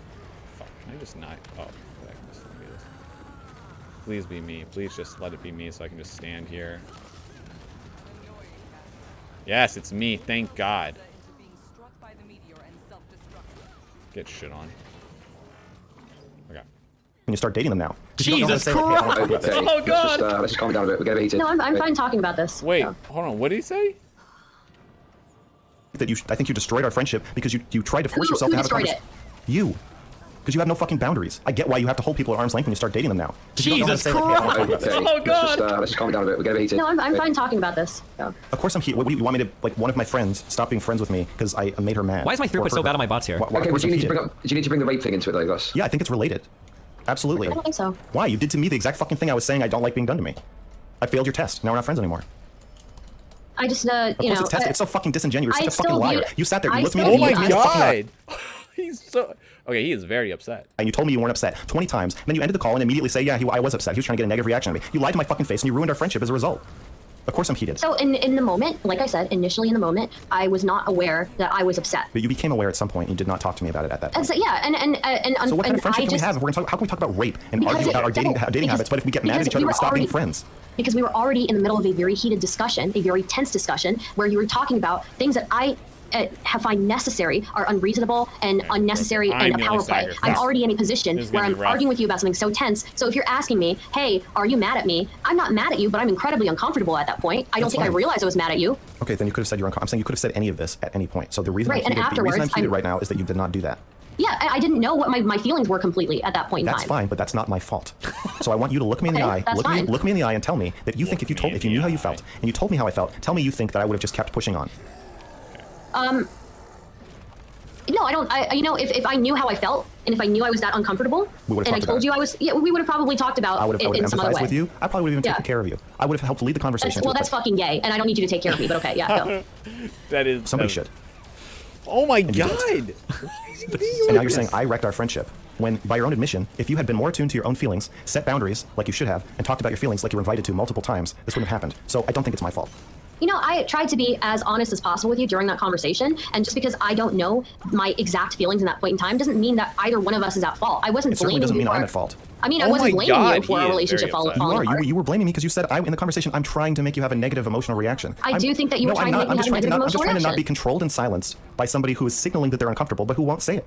I got a lot of flack from my own audience after that. A lot of people were like, wait, why would he move? Well, yeah, that's why I asked her if she's upset. But apparently, according to most people, It is the job of the man to determine your I unconscious was feelings. not aware. I know, to determine your unconscious feelings and then make a decision for you about whether or not you consent to an I interaction. don't think you want to make No, the decision for absolutely. me. Great. So I didn't. So I just said, okay, well, then I Yeah, keep talking. so that's fine. I checked in with you and I said, We okay. kept talking. Yeah, we kept talking, but I and then you still think stopped. that you're fucking. But that's not the issue here. That's not the issue. The issue is I took issue with you calling something that is necessary for me as unreasonable, a power play, and unnecessary. Okay, yeah, I don't. There's no intentionality behind what I'm doing. Let me tell you for it to be a something. power play. Let me tell you something about the Mr. Girl friendship experience. If you think that being my friend means that if you describe something as necessary to you, then it is unassailable, and I'm not going to say, well, this is controlling behavior. You're being possibly abusive. What if it's necessary for you to hit your partner? You want me to tell you, oh, well, if you say it's necessary, if you really lose your shit, wait a second. What if it's necessary for you to cheat? What if it's necessary for you to steal? Okay, let's finish what Stardust is saying. Come on, that's I want to finish. I want to finish what I'm saying. I want to finish what I'm saying. The idea that something being or feeling, like necessary, it's not actually necessary, right? Like. This is a feeling. The word necessary in this case is used to mean I am very, very uncomfortable with this thing, and so this is how I'm going to behave.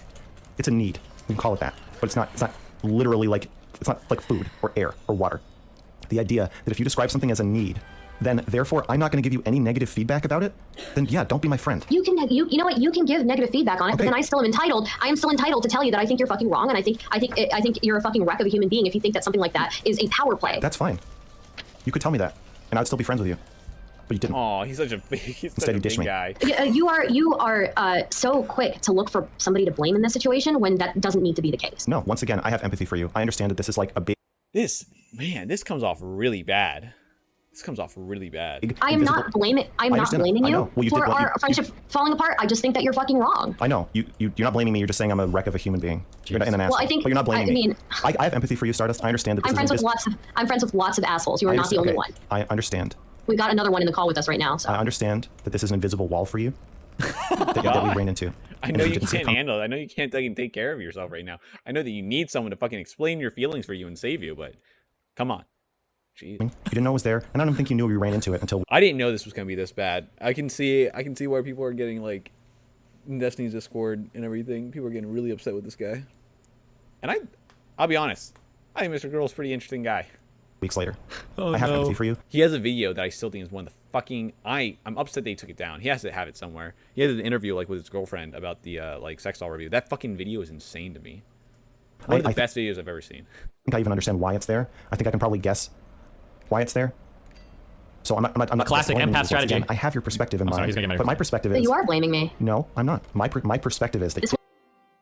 Wait, you were okay. You were earlier. You said that the reason their friendship is over is because of her. So you were blaming. But immediately to blame. It's really good. My perspective is that you ditched me, and I'm very angry at you about it. Sorry for ditching you. I don't want your apology. But I felt very, very uncomfortable, and that was the way that I knew how to deal with it. I understand that. I know that you are conflict avoidant specifically about this topic, and it's very uncomfortable for you, and that you probably were incapable of talking about this or having this conversation until now. You're incapable. And yet I'm still enraged at you because you ditched me. Sure, you can be enraged at me, and I still think that. Okay, so we both have our own. Yeah, I think that you're incredible. Something that I'll say, at the risk of, I'm trying not to trigger the fucking max. I don't know if you're still listening. Oh no.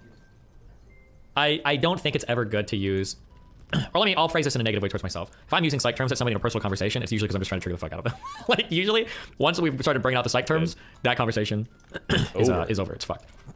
I think when you start in on like diagnosing somebody, like you're conflict avoidant, blah blah blah. Like I think that you kind of like you've destroyed the ability to like progress anymore in the conversation because you're essentially saying like you're so fucking retarded, you don't even understand yourself as well as I understand you, and I'm shutting this down for you because you're so stupid. It's kind of what I think is the feeling. That most people would probably have. Stop trying to replace my perspective with yours, and either I'm not trying to replace your then perspective. fucking empathize with me and listen to me, or just stop responding. I'm not saying that's what he's doing. I'm just saying I think that's what most people would feel like. That's what I would feel like, and I understand that a lot of people would feel like that. So like if I'm ever doing that in a combo, I mean Melina can tell you if I'm ever doing that, it's just because I'm trying to trigger her, and I'm like I'm moving into an asshole mode now. Fuck you.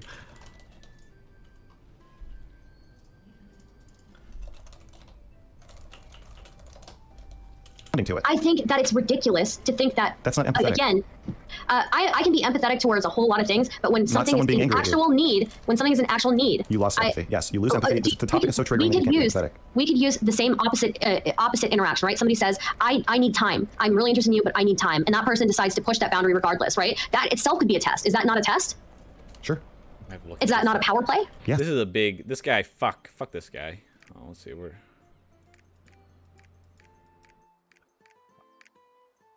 I want to do this? Do I want to do this? I don't think I do. I don't think I want to do him. I have to look up all this shit. Weak to holy. Yeah, I don't think I do. I'm not the one who fucking freaks out when I'm told that I made a power play. That's you. So flipping this around isn't really going to work. I'm still willing to entertain ideas that I'm a manipulative asshole, that I was trying to provoke you because I'm angry at these women who control me, that I'm taking shit. Wait, shut the fuck up. Let me finish. That I'm taking. Oh, he says that he is, but he is obviously getting very upset right now. Like, he's admitted that he's very upset. So, like, are you sure? Are you sure you're able to do this, my dude? Let me put on all these cards.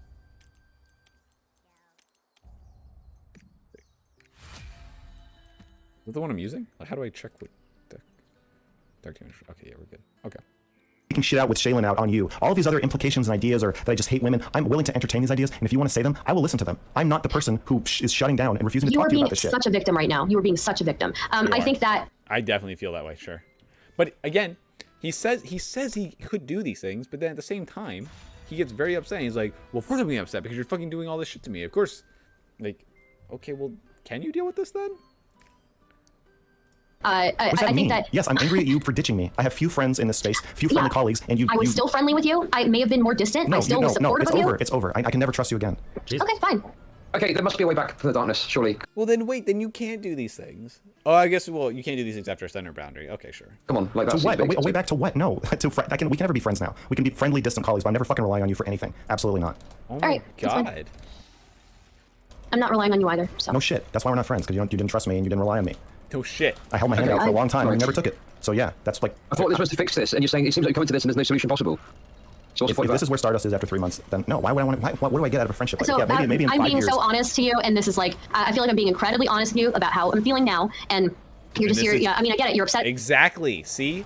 She feels like she's being honest right now, which is what he apparently wants, and when he's honest, he's like, well, no, fuck you then. So, like, can you deal with this shit, my dude? Do you really want people to be honest? Come on. Yeah. Me for ditching you, but I'm trying to be as honest as possible with you. I told you that you ditched me and you said you're such a victim. No, you're absolutely unempathetic. You're being a victim. That's fine. You can laugh at me and call me a victim, but that's why we're not friends anymore. Next time, if you're wondering a few years down the line, hey, how come I'm not friends with Max anymore? Take this fucking moment and play it back in your mind. When I told you that you ditched me, I told you I was hurt. I came to you vulnerable. This is very strange, like, this idea of, like, when you look back thinking, like, why am I not friends with this person anymore? You'll know that it was because you were fucking... Wait, why did we not stagger him, guys? I don't know why we didn't stagger him. Okay. Full and honest, and you laughed at me and called me a victim. Okay, I'm sorry for hurting you. I don't want your apology. I want your empathy, but you don't have Fuck, what's the song? Okay, not for me. Bury me. I understand. Fuck, there's a meme there. When we talk about this topic, big red lights start flashing in your brain, and you Somebody find it. There'll be a way to do it, okay? probably can't empathize with me. But then what you should do, if you want to have friends, Just carry me. you should probably tell them not to give you feedback about this because you can't handle it, and you will torch the relationship if you hear anything you don't like. That was it. I know, but I think we had a very lengthy discussion the last time we talked about this topic. I think that's an indicator that I can have a conversation about this, and I was just uncomfortable. Again, I think we had a looping conversation that went nowhere because you can't handle it. We did. Yes. We had a looping conversation because we just have fundamental differences on our definitions. It's not a reason to loop. We can have fundamental differences. You could have just said, okay, I get why you're saying it's a test. Do you get why I'm saying it's not? And I'd say yes. But see, you weren't even at that point either. Absolutely, I was. My You problem were wasn't not. I specifically said so many times during that conversation that this may be a test. This may be a test based on what other people do by certain definitions, maybe. But like for me, not the same it was thing not that. I'm saying that you were not capable of or interested in acknowledging that I have a perspective and that internally, given my psychology and how I feel, my perspective makes sense to me. So the way to get past an impasse like that is you say, okay, I get why you're not calling it a test. I understand it's a need for you, but do you understand from the other perspective why it does feel like a power play? And then you'd say yes, and then we fucking move on. But you're not able to do that because you find it very threatening. I think that it is your unreasonable. hold on your ability to say no to sex is so fucking tenuous that you can't acknowledge any perspective that might call it a power play or manipulative or controlling at all, because I think you feel like then you won't be able to say no. I think you have every right to say no to sex, even if every other person on the planet gets together and votes and says Stardust shouldn't be able to say no to sex. Stardust has to have sex. I think you should still be able to say no. I think that is your right and your boundary that you should hold for yourself, no matter what anybody ever says to you. Okay. That's a brave statement. I mean, was there anything that could have happened here that would have actually fixed this? It sounds like it was over before it started. Yes, you already said that and I already responded. Yes. No, but what specifically? She would have to succumb to everything I was saying and agree with everything. Oh, you mean if she Well, said... what should Stardust have said if she wanted to be friends with me? She should have come on the call and said, like, listen, before we start talking, I want to acknowledge that I've been avoiding this conversation for a long time. You reached out to me several times, and I basically ditched you, and I don't even know if we're friends anymore, but I really want to make this work, and I really want to figure this out. Oh my I God, want to apologize, but acknowledgement that, like, you completely withdrew from me, and also that I did it at a time when you needed a friend. Damn. I see that now, but I couldn't handle it. I couldn't handle the last conversation. You're right. I was upset. I didn't say I was upset, and I did say it afterward. I said it publicly behind your back, but I haven't been ready to have this conversation with you to your face. It's something I'm working on, and then either A, I'm ready to have it now, or B, I was learn say, about can we myself. not I can't talk stagger about this? this. I cannot talk about this, especially in front of an audience, and especially with somebody who's going to be as forceful and aggressive with their opinions as you are. It's not a good idea for me to do this. So in order to protect myself and to preserve our friendship, what's left of it, I would like to rebuild, but I can't talk about this with you. I can't just casually debate consent. I've learned this about myself. Jesus. Not with you. Okay, so That's I what think you- that that's there's what you would say. I think there's a lot of blame being thrown around right now. I'm trying to answer Chud's question. What could Oh my Stardust have said to God! make me feel like a glimmer of hope for our friendship? It would have been that. Sure. That I guess it's a lot, I feel like it started as So anything it you wasn't would have expected. I mean, I don't know. Like, it seems like it's kind of Mr. Girl is setting the boundaries of what is and isn't acceptable. Do you have any ideas on that? I think that Mr. Girl is very upset. I didn't mean to make him feel abandoned in his time of need, but Yeah, we can see a hog, dude. Like, what the fuck? I didn't mean to make him feel upset in his time of need or in a time where he felt very lonely. But there's a lot of I'm not here to throw blame around, right? I'm just not. I had an issue with what was said in the last conversation we had, and I've voiced some of those issues today, and yeah, that's all I can really say about it. Well, Wow. Okay. I don't know. Is that it? I don't know if there's anything else to say. It sounds like Mr. Girl is pretty certain about how he feels about this. Yes. I think that's fair. You know, like the door is always open, Okay. Here's what I mean. but if you are calling this now, The door's no open problem. For what? Okay, let me finish what I'm saying. The door is open if you Jesus. want it, right? But I am certainly not forcing anything, and I'm fine if things have to be cut off here. So Jesus. I'm not saying I'm cutting you off. If you want to be friendly colleagues, we can be friendly colleagues. But we're not friends, though. no, I don't think we're friends. I think I think you've made that very clear in this conversation. Did you think we were friends a week ago? Like, how the fuck how I thought we were friendly. I thought we were friendly at least. Did you? Yeah. I'm not, that's not the word I used. The word I used is Yeah, that's another thing. I fucking just get me out of here. Get me out of here. Get me out of here. Get me out of here. I hate that shit too. When it's like, are we this? It's like, I thought we were this, and like, okay, can you just say whether or not we were this or that? Like, don't tell me, you fuckers, you fucking idiots, all of you.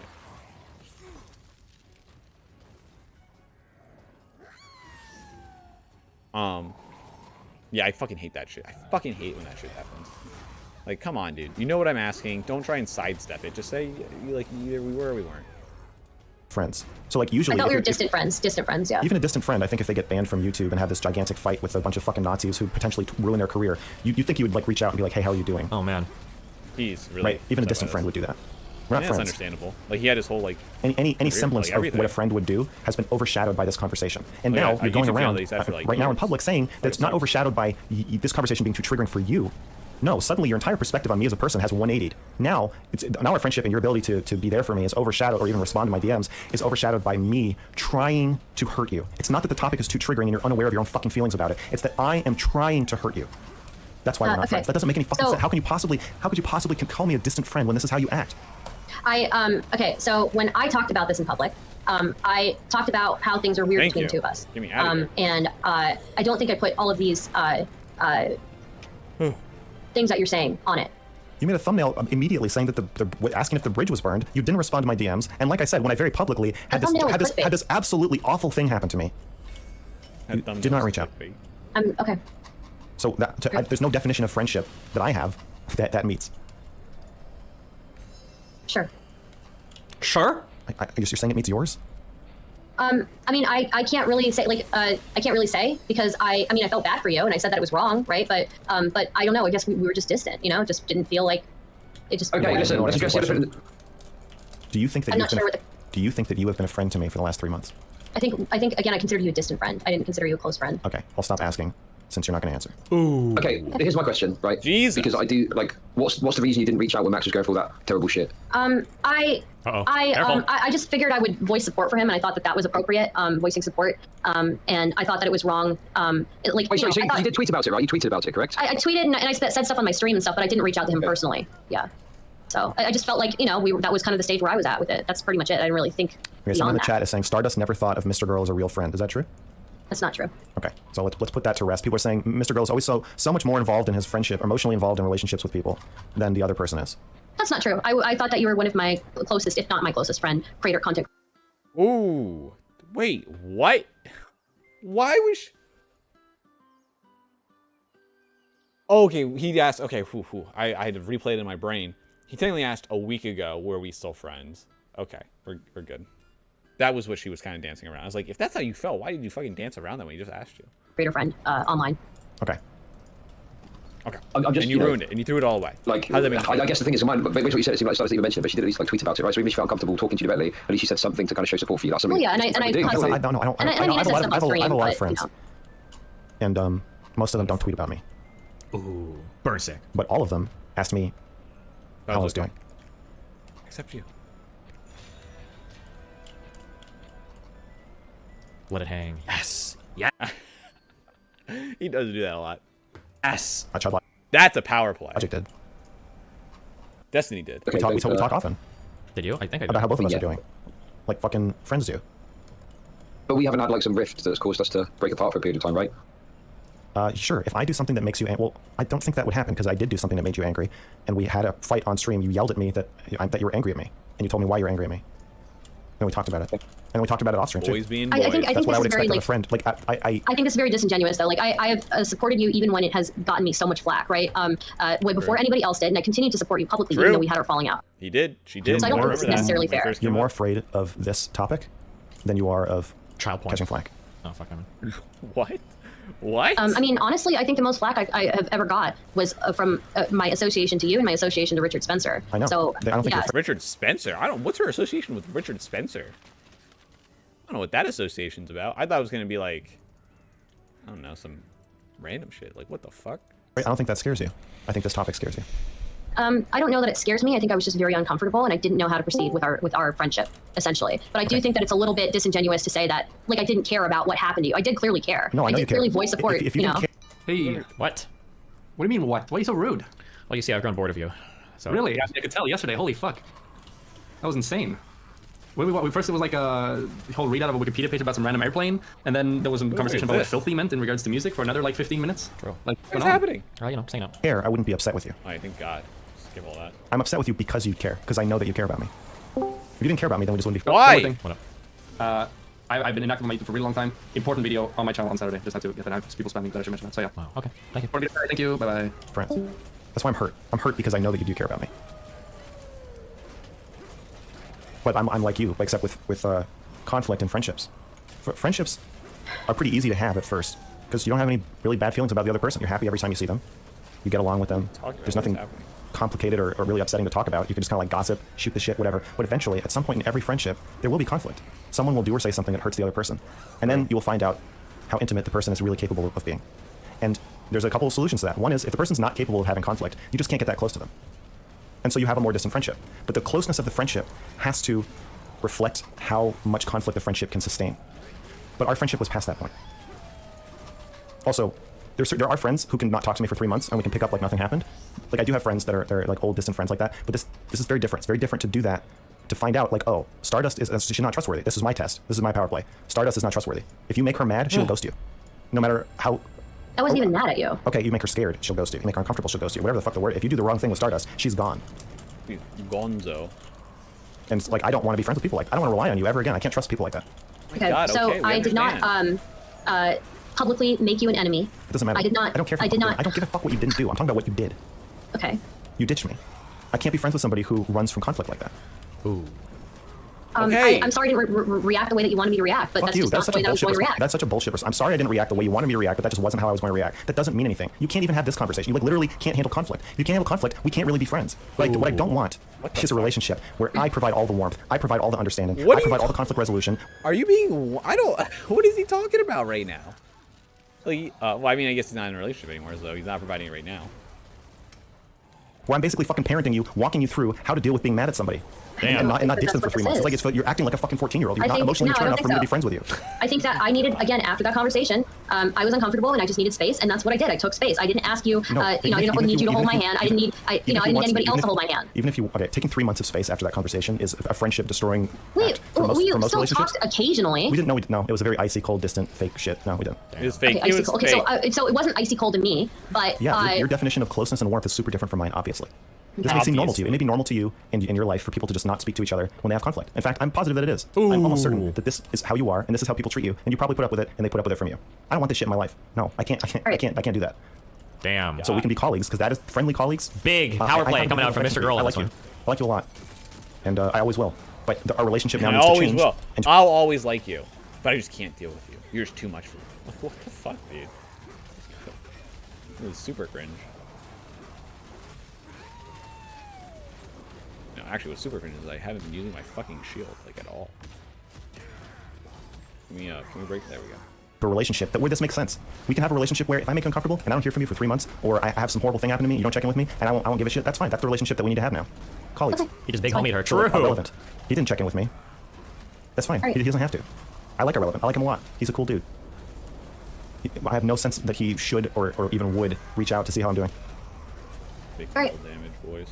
Okay, I mean, sounds like I started seeing, you know, something concerned about this friendship going anyway. So like, It sucks, but it is what it is. So.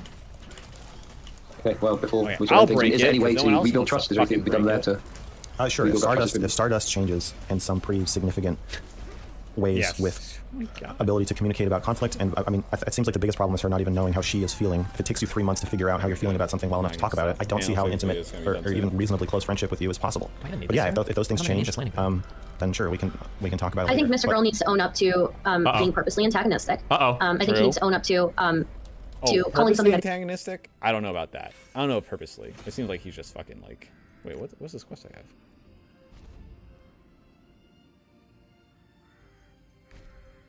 Where's this quest? This is a weekly quest. Oh, did I harvest? I didn't harvest that. What is this quest that I just completed? Weird. Oh wait, stop.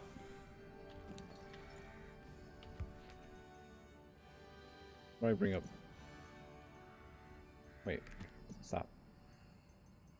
Was that it? Did I did. Perform soul harvest. I haven't performed the soul harvest yet. Will this count?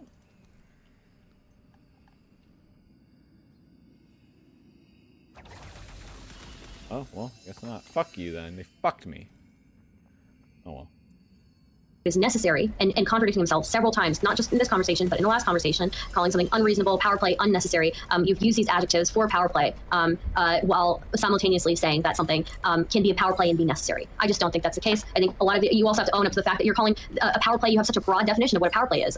Anything under the sun could be a power play. So, I mean, like, yeah, I don't really have anything to say about our friendship. Like, you know, it is what it is. So. I don't think she demonstrated that. It's possible that he was doing that. I didn't see it necessarily. But it wasn't. It definitely was not like demonstrated. Let this be a teachable moment for the audience. Oh my People who God. don't know how they feel will ascribe This their is feelings so to you weird. and say Like, that you don't have caused to do them this, dude. on purpose. And I think you were purposely being antagonistic. Okay, so you think I'm just lying to you now? No, I do think you're lying to me. I think you were upset about me taking Shaylin's side and that conflict a little bit before, and you brought it up midway in that conversation, and you were upset with me, and How and did you I took say it out on took me. Shaylin's, what is Shaylin's side? On the whole thing with the doll review or whatever. Do you You think- brought that up mid-conversation and said, well, you said this. You said that you thought I was wrong for this, and I think you were resentful of me Do you for think Shaylin saying thinks, that. do you think Shaylin thinks that I was abusive and wrong? No, I didn't call you abusive. What that matters? I just said that I thought you said were it was wrong really- for the way. you said it That is strange. was really fucked up. Did I say it was really Or you fucked said up? maybe said I was a jerk. I said you were a jerk. Yeah, I don't think I called it really Is fucked up. that what you think Shaylin's side is? That I'm a jerk? I don't. He's. That's fucked, dude. That's fucked. Like, if you watch that, the video she's talking about, the video I was talking about earlier. When we say took her side, obviously in that video, she gets very upset. The person he's talking to, his girlfriend. And when they say take her side, they're coming away from, when people say that, they just mean, I'm on her side, meaning like, she was harmed. It looks like she was harmed. Whether or not she believes she was harmed, that doesn't matter. Taking her side means like, yo, it was bad for her. Like, come on, dude. You know. Well, okay, so maybe that's not her side. Maybe her perspective on that is different from mine. But you didn't like my perspective on that, and I think that you were resentful of me for my perspective on that. So, and I think you were trying to elicit a negative reaction from me. So. Wow. Okay, well, all I can do is say that if you're saying, I mean, I can just tell you're wrong. If you're saying that I purposely was doing that and I was trying to hurt you, then no, I wasn't. If you're saying I unconsciously was lashing out at you, I can't speak to that. Okay. Okay. So yeah, you said that we could talk about the Mr. Girl conversation. Yeah. What do you want to chat about? And she just leaves. Okay. What's up? What do you want to chat about? Or do you have any specific thoughts, ideas, feedbacks, feelings? I reviewed the first conversation that him and I had that led to the second this one that happened yesterday, and he claims he claimed in our conversation yesterday that he asked me so many times if I was angry at him, if I was mad at him, and to be fair to him, he did ask me. But at the points that he asked me, I truly was not upset with him. I truly was not mad at him. I was not uncomfortable with him. I don't think things got uncomfortable until like around 50 minutes in. And at that point, I wasn't even sure I was uncomfortable when I started getting uncomfortable, right? Like, I don't know if you've ever been in a situation where something feels off, but you're not truly sure like how uncomfortable you're feeling in the situation until later. You're gaslighting. That's what you're telling me. Go ahead. I'm gaslighting. I truly was not mad at him. If anything, it seems like he had started to get antagonistic towards me in the first conversation around 46 minutes. He's like saying, it's your fucking attitude, Stardust. And we were just talking about the same things that we were talking about in this one about like waiting for sex. And he's saying, you know that you're crazy. Oh my God. That's okay. If you know that there's something fucking wrong with you and you're a sick weirdo, then that's totally fine. If you acknowledge it and tell the person. Okay. And I tried to clarify with him several times throughout that conversation that I know that it's not normal, and I express that to my partners. I know that I need a little bit more time. Wait, what is even not normal? I'm so curious. Well, let's go back to the very root. What is your original stated position? Well, my position, basically, I started off the convo because I really liked one of his videos he made about this, him saying that women should just say no. They shouldn't say, oh, I'm tired, oh, this. Okay. And I came into that conversation saying, I really agree with you. That is huge. And I think he brought it up in this video kind of thing. When you have a reason why you don't like something, never give an excuse that isn't actually the reason. Fucking, it blows my mind when people do that. If I ask you if you want to do something, it's like, no, there's this going on, there's this happening and stuff like that. And it's like, oh, okay, well, I can help you with that real quick and we can do it. And then you can come. And it's like, or I can take care of that. Or it's like, we can get rid of that. It's like, well, no, because then there's like, okay, so just say you don't want to go, dude. Like, come on. You, and I advise women younger than me to practice early, start saying no, start practicing saying no, because there is going to be a point, at least for me, I've been at a point where when I'm saying I need more time, I'm not rejecting the person. I really am being honest that I need more time. Okay. And I'm not trying to reject play the games person. or to shit test. Yeah, or play games. Yeah. And he was saying that he thinks that that's a power play. And I'm willing to accept that maybe some people do this as a test, right, to see if a man can take a no. Power play. But I was trying to explain to him throughout this entire conversation, like, sure, there may be an aspect of that test in it, but my primary motivator for it is not that. My primary motivator is to get to know the person better. I just so I think the way that I would have phrased this, I don't know if you're listening to me. The way that I would phrase this is it's okay to say that like it's a test. Like in a way we're always testing each other constantly. The issue that you have, the reason why you don't want to admit that is because test has a very negative connotation, but it doesn't have to. You almost kind of unintentionally got there at the end when you were saying like, okay, well in that case everything is a test to you. It was kind of like your way of trying to diffuse the tension around the word, but that's actually true. Like there are a lot of ways that we kind of sort of test each other. I'm willing to accept that. Yeah. So you should just if you ever get an argument, just no, wait, I'm just saying he's patient enough to wait and like make me feel like safe and secure. There's absolutely nothing wrong with that. It is a type of test, but it's okay to test people that way. Yeah, so I'm fine with it being a test. I'm fine with there being a testing aspect, but there's a very specific connotation to test. Connotation of it, and him specifically calling it, like word for word, calling it a power play or calling it controlling. And that the problem you get into there is that, and you'll run into this. Oh God, if he's listening, I don't mean to spin this too negatively, but he tends to take words that have highly charged connotations to them, and then he either wants to pretend those connotations don't exist, or he wants to pretend for the purpose of that conversation that these connotations don't exist. Because when he says test and power play, like these words have highly manipulative and like malevolent ideas behind them, like or connotations behind them. They're very, very, very morally loaded words. Like when you say, oh, it's a power play, the idea is you're like fucking with somebody. You got a lot of leverage over them. You're kind of like toying with their mind. You're an amusement entertainer to get something that you want. They're they're very, very loaded terms, and they're very loaded words. And I think he throws them a little bit too casually sometimes. That's how I feel. But so I think part of the reason I walked away feeling uncomfortable from that first conversation is because I kept trying to explain to him that there's no power play coming from me in this, and he's saying that that I should be accepting of somebody getting angry at me for expressing those boundaries, which is fine if you get angry, but anger to me kind of seems like a red flag, and I think it's reasonable for me to decide that that's not a healthy kind of interaction to continue, right? If somebody gets mad at me for having a sexual boundary. It's right. It's totally fine for the other person to feel upset or angry or whatever. They can feel that way. I'd say it's probably not the healthiest one they can feel it, but then you're right to be like, okay, cool, I don't want to talk to you again. That's totally fine. That'd be the piece of advice I would give to anybody. Never again. Yeah. So I guess I walked away from that conversation feeling very uncomfortable with it. And I guess I didn't really understand how uncomfortable I was with it. I wasn't mad at him.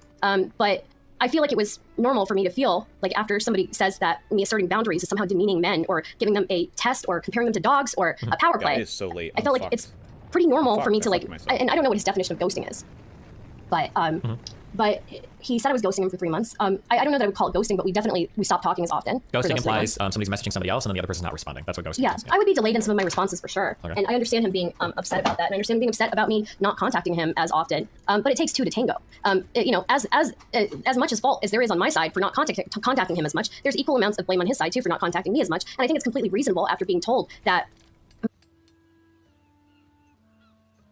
I don't. My boundaries are. I don't know what she means by that. If I'm reaching out to someone and I'm trying to make an effort to talk to them, and they're not trying, like, if I constantly am starting a conversation at all, I mean, sure. If both people do not interact with each other, so like if across 3 months neither one of us like contact each other in any way, and at the end of those 3 months I'd be like, yo, why the fuck have you never asked to hang out or do anything? Okay, well, dude, fuck you. You didn't ask either. So like you can't be attacking me over that. But if during those 3 months I constantly was reaching out to you, like, hey, what are you doing? You want to do something? And then you'd either cold shoulder me, you don't say anything, or you don't do anything. And then over those 3 months I always initiated the conversation. Well, then yeah, at the end I can be like, dude, what the fuck?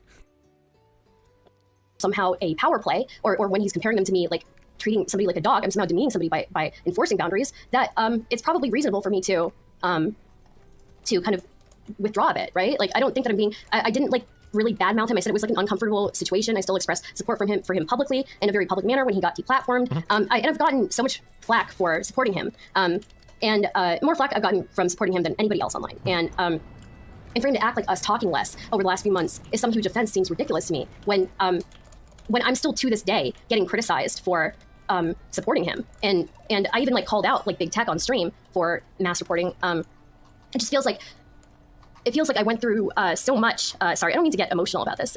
It feels like I went through so much defending him, for him to just take this rift that we're having and like say that I'm untrustworthy and that I've done some huge offense to our friendship. When really what I did was withdraw. Like I felt like all I did was withdraw. And I feel like that would have been a normal response. I don't know. Maybe I'm maybe I have a weird perspective or something. I don't know. I mean, yeah, I think that I'm trying to think of response in terms of like weird, but rather like reasonable. Like, is it reasonable that if you feel like somebody has pushed you on your boundaries, or has made you feel uncomfortable about your boundaries, is it reasonable to withdraw from that person? And then one way that you can evaluate the reasonableness of it is try to pretend like a friend is asking you a similar scenario. What advice would you give that friend? I mean, I think it sounds like fairly reasonable. I think it sounds completely out of line. It's probably. I'm trying to be very fair to him. Because I was going to say it's probably not unreasonable for him to feel upset, but I would say it's unreasonable for him to feel upset because you should understand why somebody would get like really upset about you pushing a boundary like that or making somebody feel uncomfortable. Like that should be a pretty obvious thing, but I mean, obviously he would disagree about that.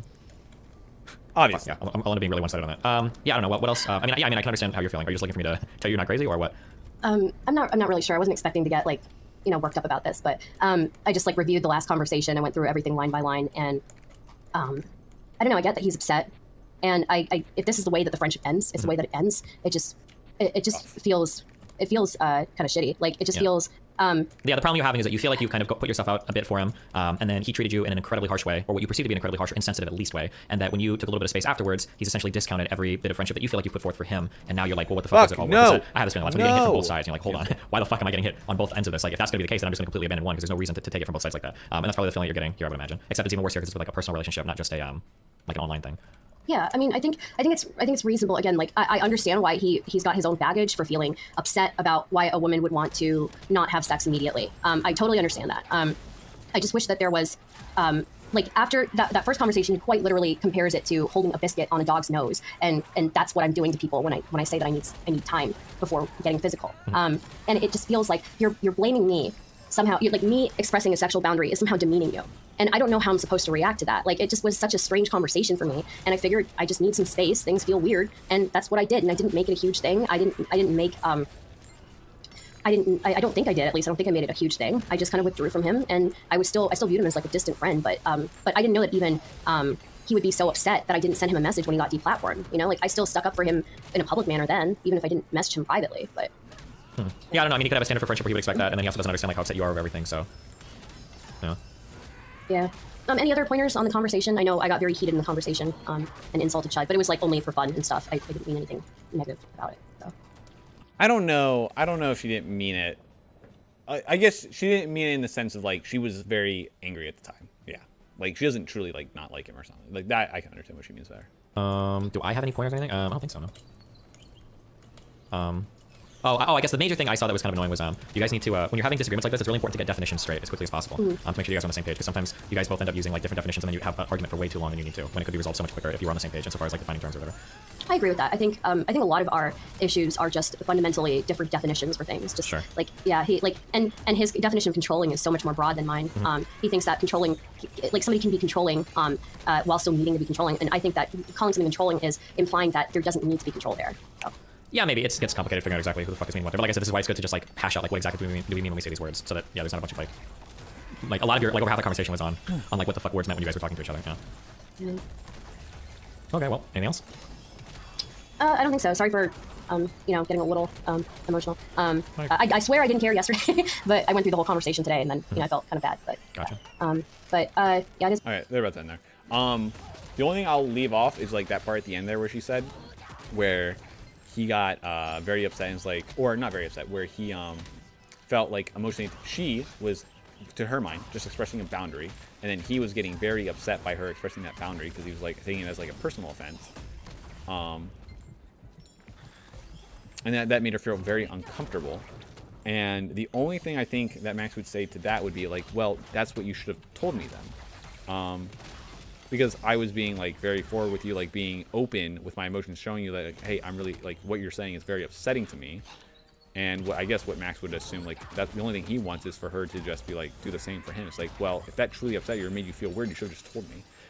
But, and that's the big problem with, I think, what Max is saying. And oh fuck, red. And I know I've done this for sure too. It's like, you can then throw that back on them and be like, I understand that puts you in a really shitty situation, but you guys understand that, like,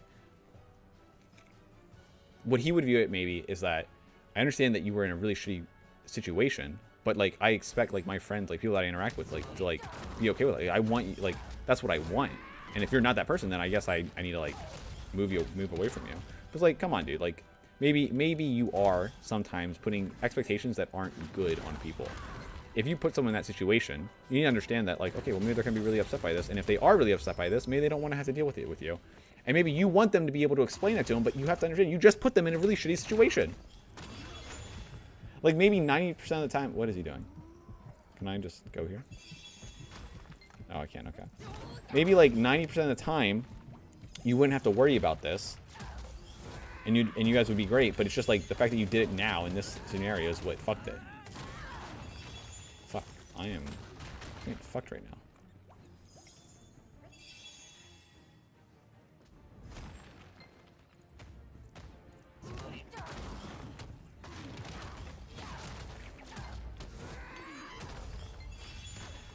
Fuck you.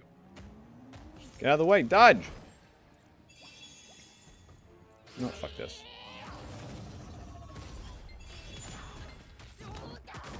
Okay, we're done. Give me all this shit. Oh, fuck.